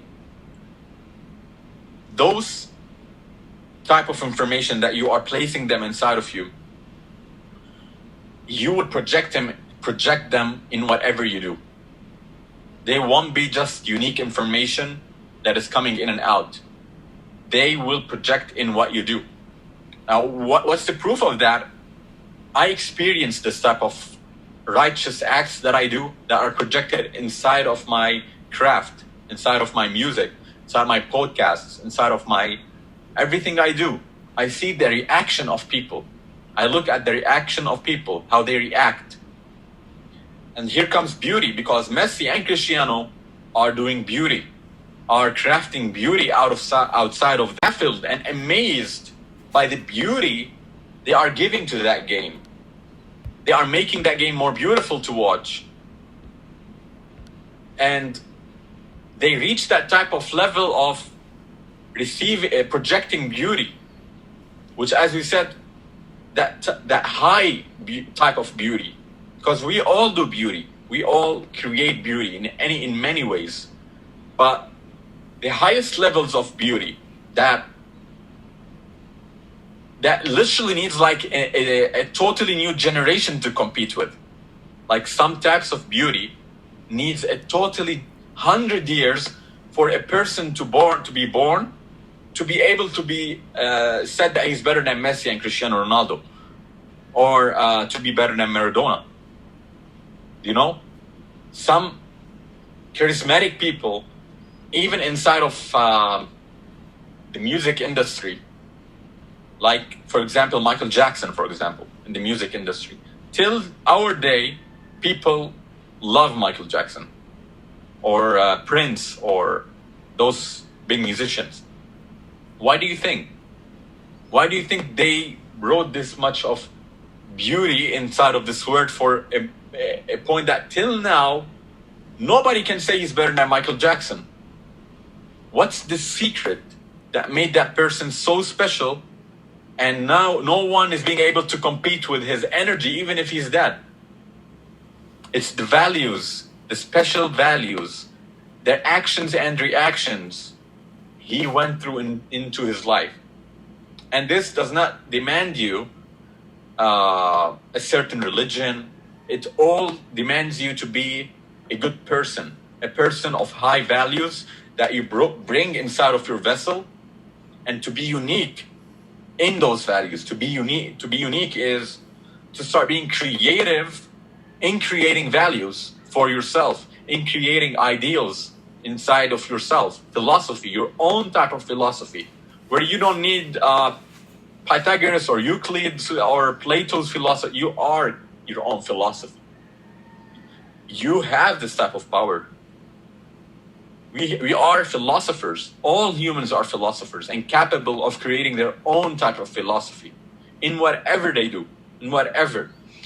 Once you form this type of vessel that has its own values, its own philosophies, its own habits, its own... also, we need not to forget that we are also ritualistic beings. What does that mean? Is we tend to do rituals by our nature. Your ritual is running every day, for example, outside for, let's say, an hour. This is a ritual, but you don't know it's a ritual, but this is a ritual. Someone else's ritual is drinking 5 cups of water every day they wake up, every morning. That's a ritual. You know why it's a ritual? Because it's something habitual and you're doing every day, and it's outside of the ordinary, outside of what average people do, and you're repeating it, and you're placing intentions inside of it. So it's a ritual. We are ritualistic people. If we are religious or non-religious, we do rituals in every type of sense. And those rituals we do are in actuality what better us, what brings self-discipline. So here comes self-discipline, where, for example, in your case, you run. If you don't have self-discipline, you will run for 5 minutes and say, I can't do it anymore, and go home. Because you're not self-disciplining your energy, your potential. You're saying, oh, I'm tired. But if you have self-discipline, you will say, no, I will run more. I will compete with my potential, with my own potential to be better. And then I will run more than 5 minutes. Self-discipline works. Self-discipline yourself. And self-discipline also helps in you bringing more values and philosophies to yourself. When you do, for example, eating, when you eat, you can eat 10 meals per day. You can self-discipline your instincts to eat 1 meal per day. Self-discipline helps you to become a better person.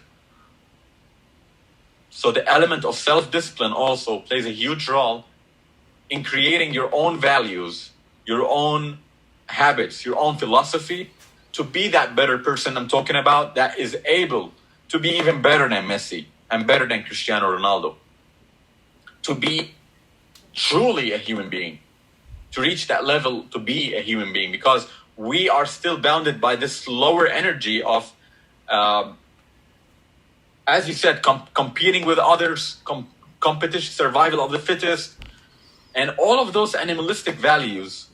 Why we should have in the 21st century, where we need to grow above that, to be human, to have a humane values, not animalistic values.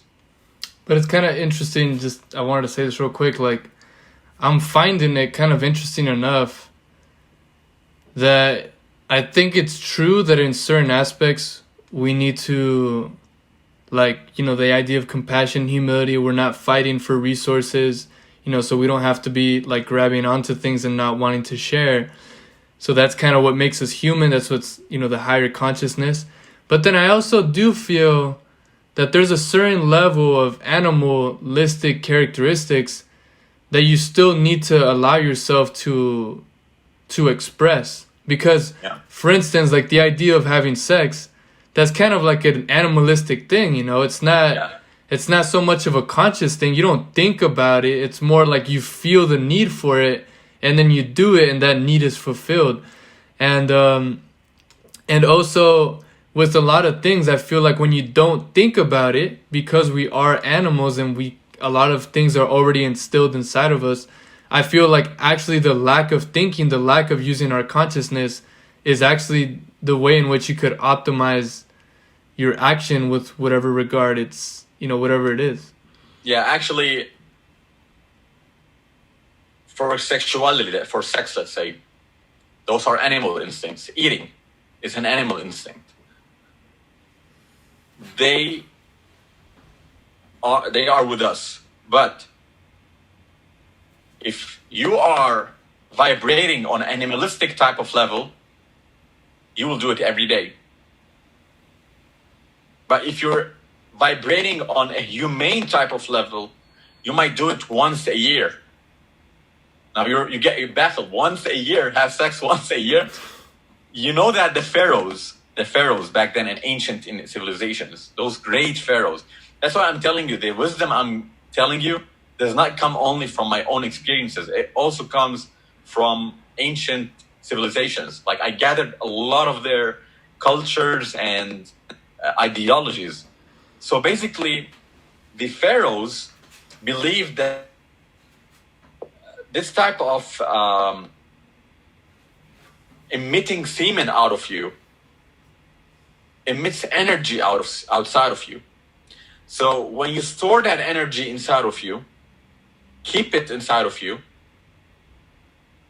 your masculine level and the level of you pushing yourself towards risk becomes higher. And it makes you a better person because you'll be able to risk your choices, because the element of risk plays a huge role in making you a better person. If you're not a risky person, if you do not take risk in your life, you will stay wherever you are. If you don't not make risk and say, I want to be a podcaster, buy a mic, buy the stuff, get this type of mentality, you won't be the entrepreneur you want to be. Risk plays a huge role. So the pharaohs back then believed that if they keep this energy inside of them, it's called semen retention. I don't know if you've heard of it, but they keep the semen inside of them for almost a year. They don't masturbate, and they don't have any sex with their wives for almost a year. And I mean, those are the pharaohs, the people who ruled over earth, who are the ones that were able to prove themselves to humanity that they are the best. You know, they practice this type of I call it humane ritual in a way. But animals on the other side, animals won't do that. Animals want to do it whenever they have the need to do it. Unlike us, we can have the self-discipline to do it or not to do it. But the pharaohs would still have sex once a year. Yeah.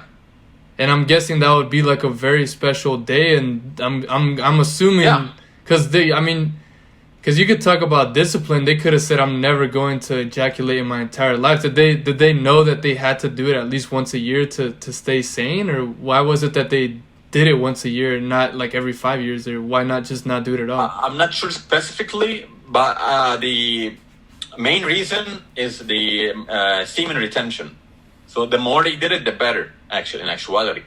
But it depends on the pharaoh. Some pharaohs are capable. It's like fasting or masturbation. When you fast on food, for how many days you can stay without eating food? As a human being, for 3 weeks almost, without water for 3 days almost, on average, I'm speaking. How many days you can stay without semen retention, without masturbating, for example? It depends from a human to another human. It depends on the level of self-discipline you can reach. So everybody has a different max capacity, is what you're saying. Every pharaoh has a capability to reach a certain level of spirituality to say, I want to fast on this type of practice. So that's why it differs from one pharaoh to another. Now, might be 1 year, might be 5 months, might be 2 years, depends on the pharaoh itself. Because also, we need also to remember the psychological experiences that person is going through without having this type of practice for a year.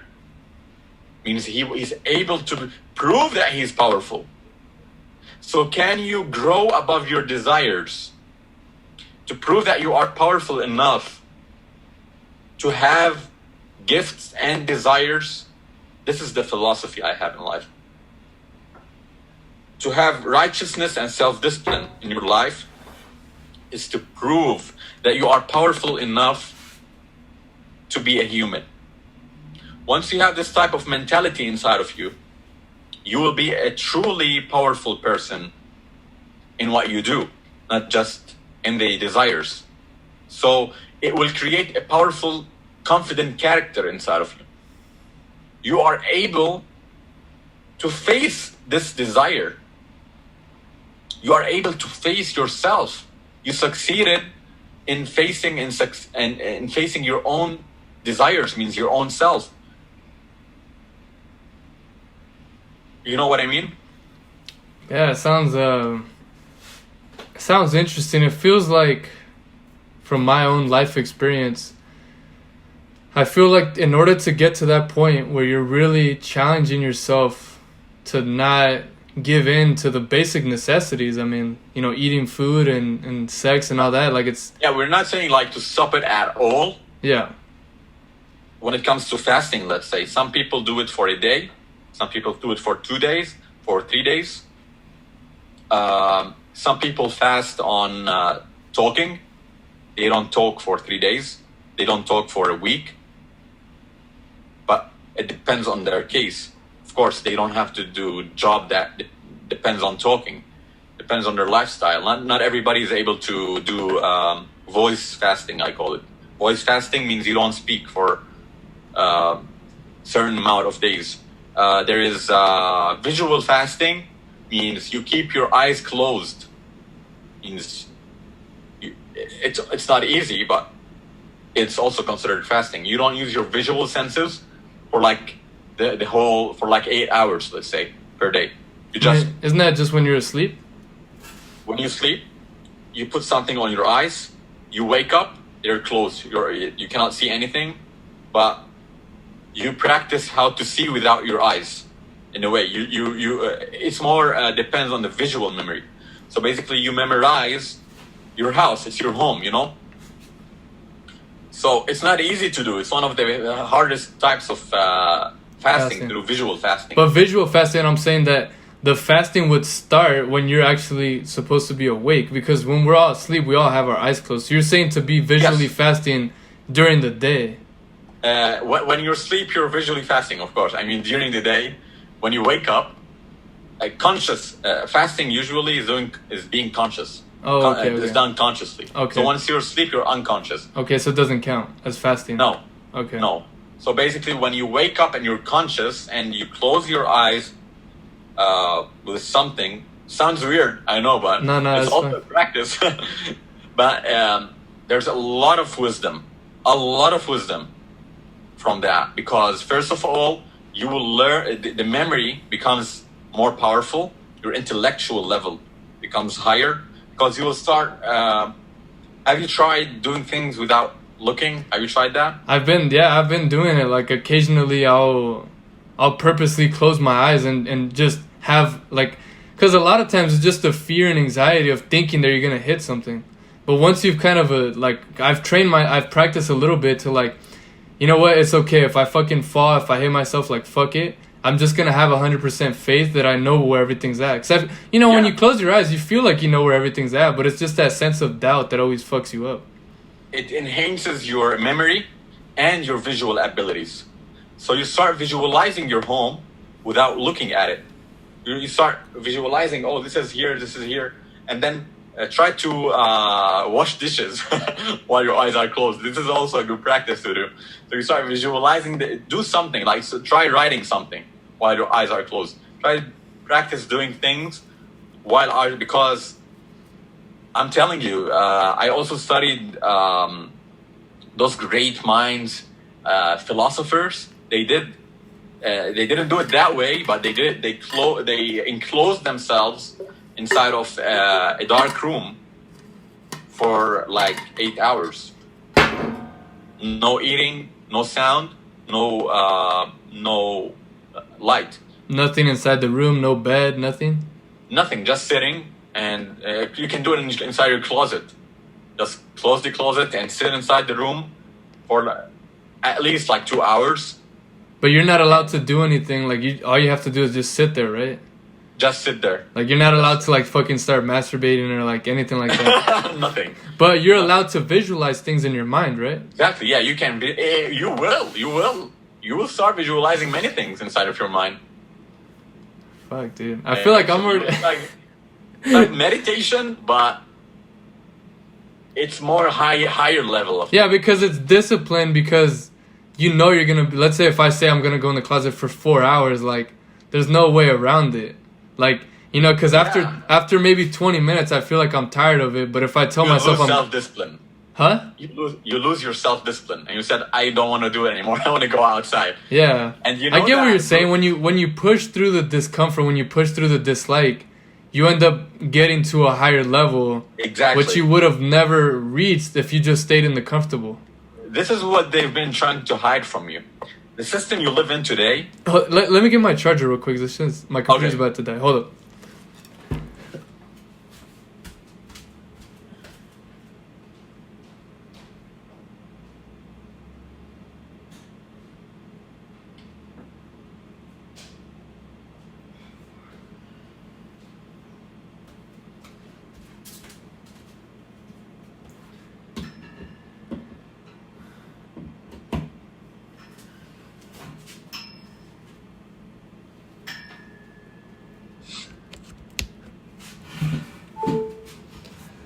Alright, I'm listening. I'm just gonna stand up because my legs need a stretch.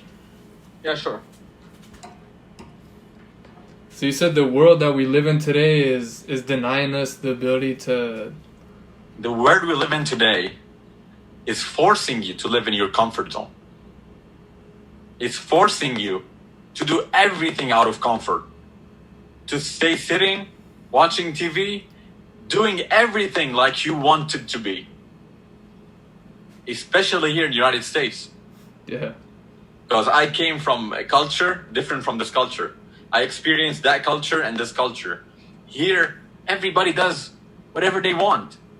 It's so easy. They want to stay sitting, comfort zone. Jobs are mostly done sitting. Everything's just sitting, comfort. But the truth is, what they're hiding from you is once you escape the comfort zone in whatever you do, you will truly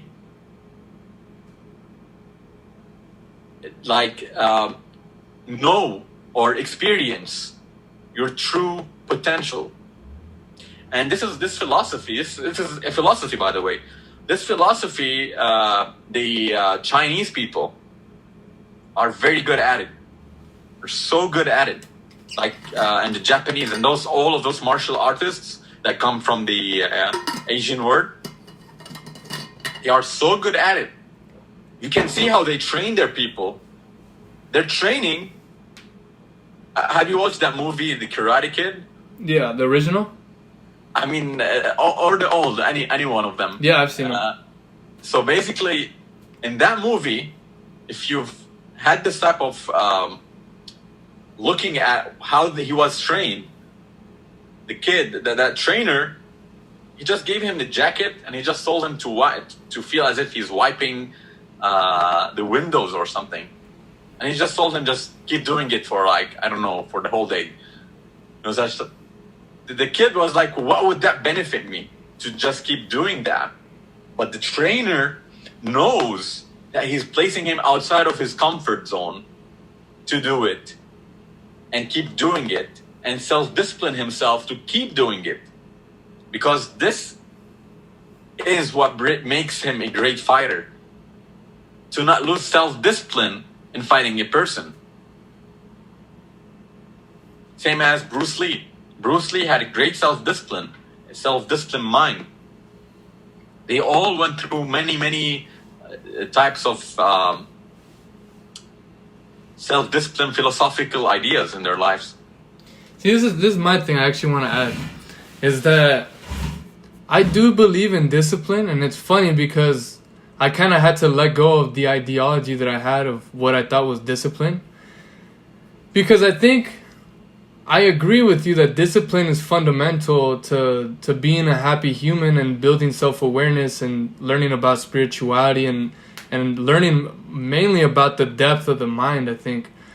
But I think you have to do these things with the awareness, or at least with the empty mind, to where it's not causing more harm than good. Because, like I said, this is an example I actually thought of the other day. I can go run for 20 miles, right? And you could think, oh, it's discipline, because for someone to run for 20 miles, they have to stay focused and they have to keep running, right? But there's a big difference between me going and running 20 miles and running it without being focused and just running. Like, I'm not caring about how I'm running or being very calm about my running, versus me going out and running 20 miles but being fully immersed in what it is that I'm doing. Because if I run out there and I have very improper form, I could be doing more harm to my joints that I'm actually getting than the aerobic benefit that it gives me to go run. Yeah. So what I'm trying to say is that I do believe in the idea of discipline, but I think it needs to be purposeful discipline, and I feel like you almost need to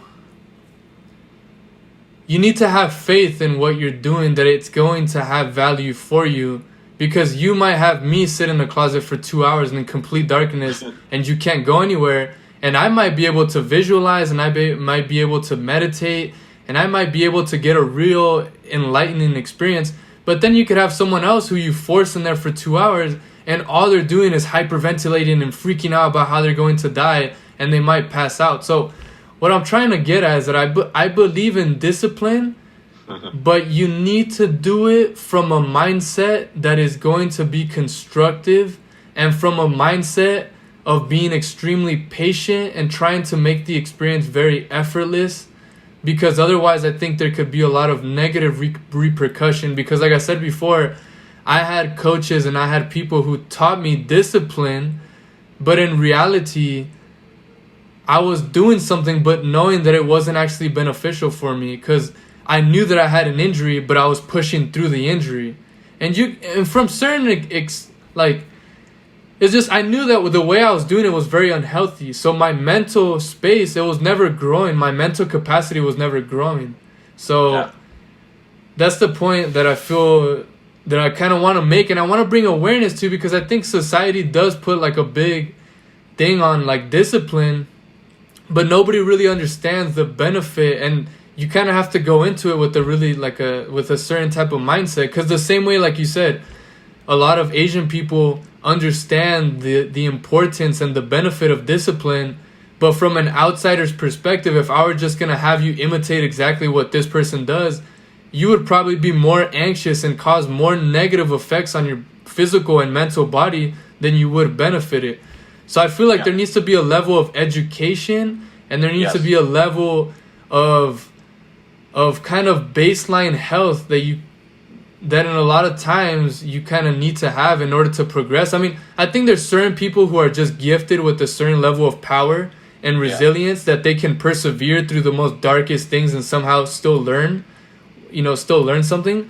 But then some people, it's so difficult that they will either like die, or they will actually just get more fucked up from the experience, if that makes sense. Yes, but the thing is, to reach this type of level, to the closet, visual fasting, voice fasting, and all of that, even food fasting, fasting on food. This is a higher type of fasting. It's not for like teenager to do, you know. And first of all, you need a spiritual person to do this type of experience. Not everybody. Okay. You need a spiritually trained person to focus, to go inside this experience. I'm not going to get a person that is indulged in a system of like money system and fund system like we have today. The system, it's built just based on comfort zone, just pick him outside of the people and say, oh, do this, just hide in the closet, do this for like 2 hours, fast on eating, fast on... No. First of all, they need to understand the philosophy behind it, why they are doing it, how to do it, that's why you need to be coached about it. You need like to be told, to be not just, okay, I'm gonna do it and that's it. No, you need to be spiritually ready for it. In the past days, literally, when I spoke about receiving the Spirit, that knowledge was kept secret for 40 years till you reach 40 of age. Who? You'll be able to receive this type of knowledge. But I'm saying who's the age of 40?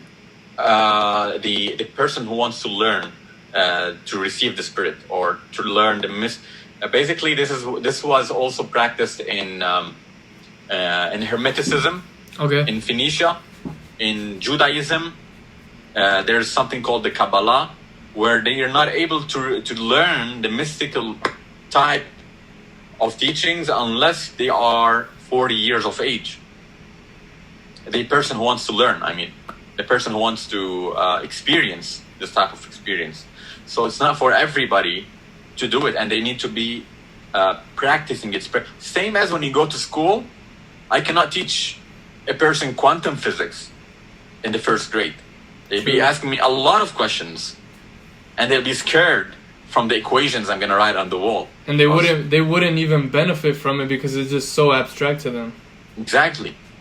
So what they do in the educational system, they make the student ready for the next level in the first level. So in the first level, they tell him glimpse of what is going to come in the next level.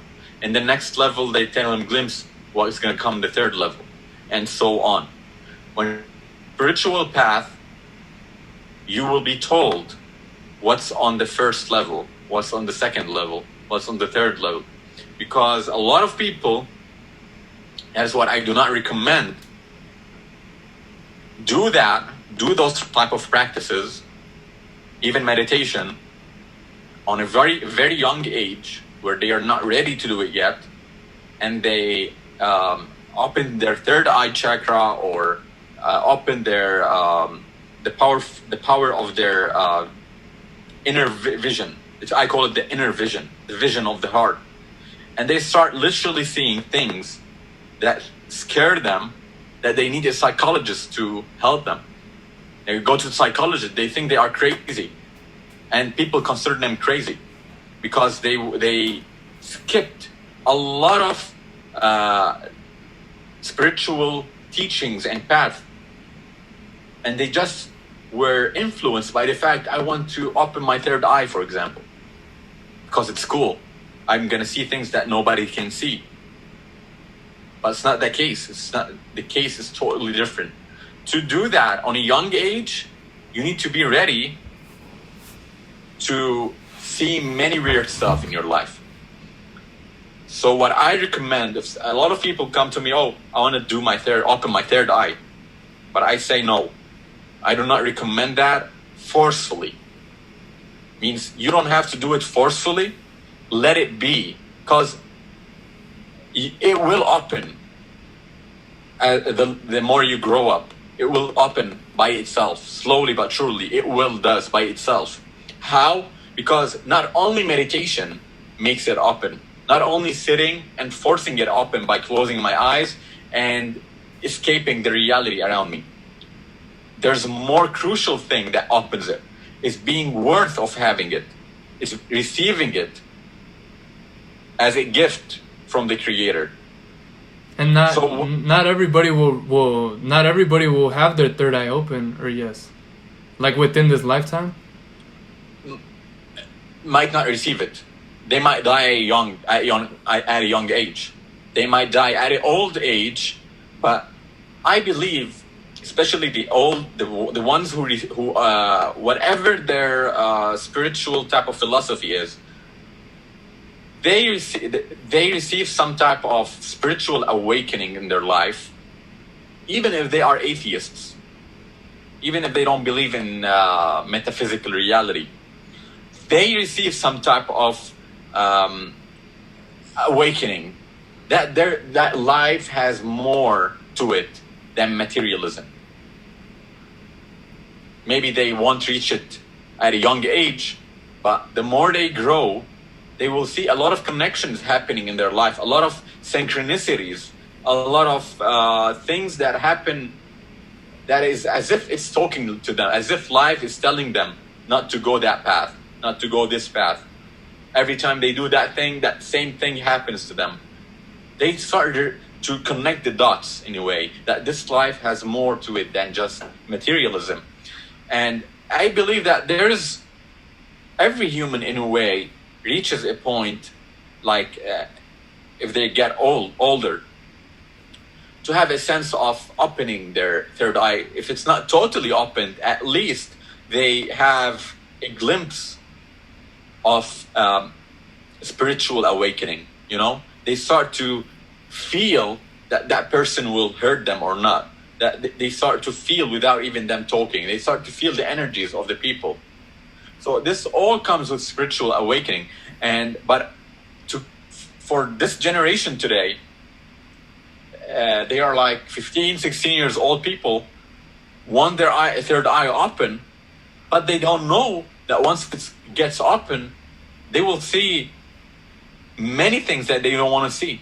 They might get scared. Some people die from what they see. Some people end up in an asylum from what they see at a young age. That's why, I don't know why also there's a lot of propaganda going on this type of teachings in this age we're living. third eye, new age movement, but I'm not agreeing with it because it's not for everybody. It's not for everybody to do it at a certain age. There is the person should go through many spiritual levels. And I recommend it to be open by itself. It can be open by itself. You don't have to sit and meditate. You know why? Because a lot of cultures I studied in the world did not practice the Hindu meditation. I call it the Hindu meditation, sitting and closing your eyes, the Buddhist and the Hindu meditation. A lot of cultures didn't practice this. And they truly had their eyes open, their third eye open, without even doing it. Why they had their third eye open? Because they did receive a lot of gifts and they were able to see beyond the vision, beyond what average humans see. There's always that spiritual person in every culture, in every civilization. There's always that person who is more spiritual than average. In every culture, it's not just the Buddhists or the Hindus that are the only ones that have their third eye open because they practice it. In even the most materialistic cultures you can go through, they have people their third eyes are open. Because there's not one single way to have this, to be able. There's people who are born with their third eye open. I've spoken to people who've been born seeing entities around. It's scary, but they are able to see and they are able to predict the future in a way. And they are born with it. So it's not limited to a certain culture or to a certain practice. You can receive it, I believe, through being worth of receiving it.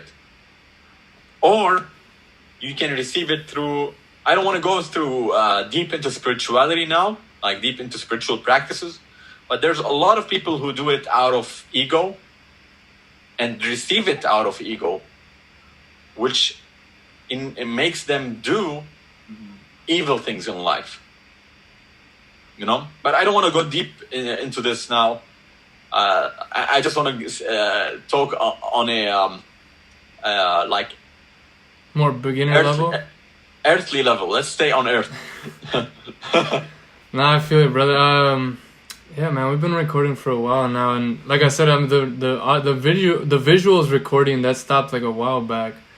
So we'll see what I end up doing, like chopping up the audio. I'm not really sure, but yeah, just I don't know, maybe just put the picture or something like that. I can send you. You can just like put the logo of your. Yeah, we could probably just do that for like the second half, but this has been a very, like, for real, it's been a very unique experience, and in a way, it's like, I know we started this off as like being the podcast and all that, but this podcast has like progressed to like such a unique level in terms of like what we're discussing, and of course like the video stopped recording, so I'm not really sure. I'm pretty sure I'll release the whole thing, but maybe I'll just release the video and then we can. You can take parts of it. If it's too big, just put parts of it. Yeah, and I feel like for sure, if you're willing to, I think in the future it'd be nice to do it again. Yeah, sure. And I'll make sure to have, of course, like all my computer to be ready and everything. But like you said, buy an external hard disk. That would help you a lot. Okay, and because it's just kind of interesting. Like, I don't know. I just feel like kind of our conversation went beyond the scope of even just the podcast. Like, it's just a very kind of intimate conversation. But yeah, man, I appreciate you so much for just kind of telling me, giving me all your wisdom and stuff. Sure. Definitely like a lot to like process, but again, like I'm somebody who absorbs information, and then I'll just kind of let that information just kind of simmer itself, and then maybe tomorrow I wake up and I'll start writing some things down.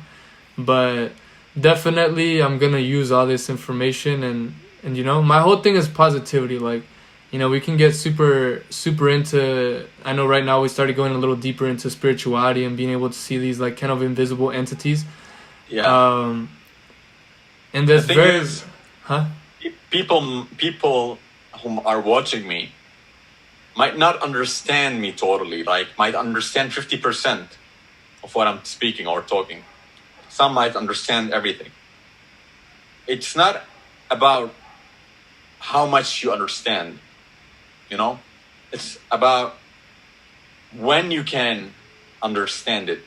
You might not understand now the whole thing, because it's not the right time for you to understand it right now, but you absorb it, and it gets printed inside of your memory, inside of your subconscious, that one day, the things that you did not understand, they will ring a bell in the future, or they will connect things together in the future. So whoever is like listening now, it doesn't mean that you have to understand everything totally now, but as long as you received it, one day, it's about time. It's not about like the amount of information. It's more about the time that it moves through. And you start saying, oh, I once heard that person saying this information, but I didn't understand it that day until I went through this type of experience. And now I understood what that person meant, so it's more about time. Yeah. For the ones who did not get me totally, because the words I'm saying might be so bizarre for many people, but the thing is, it took me a lot. I did not read one book yesterday, and then I'm telling you the information today. It took me a lot of years of contemplation and study and reading and experiences, and like very detailed observations in life led me to this type of like philosophy I'm sharing, Yeah. All right, brother. Yeah, I'm gonna say goodbye to whomever's listening, and then, or just to end the podcast, and then, but just don't hang up yet, because I wanted to ask you a few things once we finish this. Yeah. But yeah, thanks to anybody who listens to this episode. I think it's probably close to 2 hours. But yeah, I appreciate you for tuning into The Art of Human. I hope you've enjoyed this podcast. It's been a very eventful podcast. I think it's been very insightful. And just like Hassan said, I mean, some ideas can be very abstract and things of that sort. But again, the subconscious, it has an infinite capacity for memory. So everything's going to be inside of you. And I really, I have a lot of faith that all this information could have a positive, healthy influence on whoever may be listening to this. So thank you for tuning in. And yeah, thank you so much. And thank you so much, Christian, for having me on your podcast. I appreciate that. Thank you. No problem, man.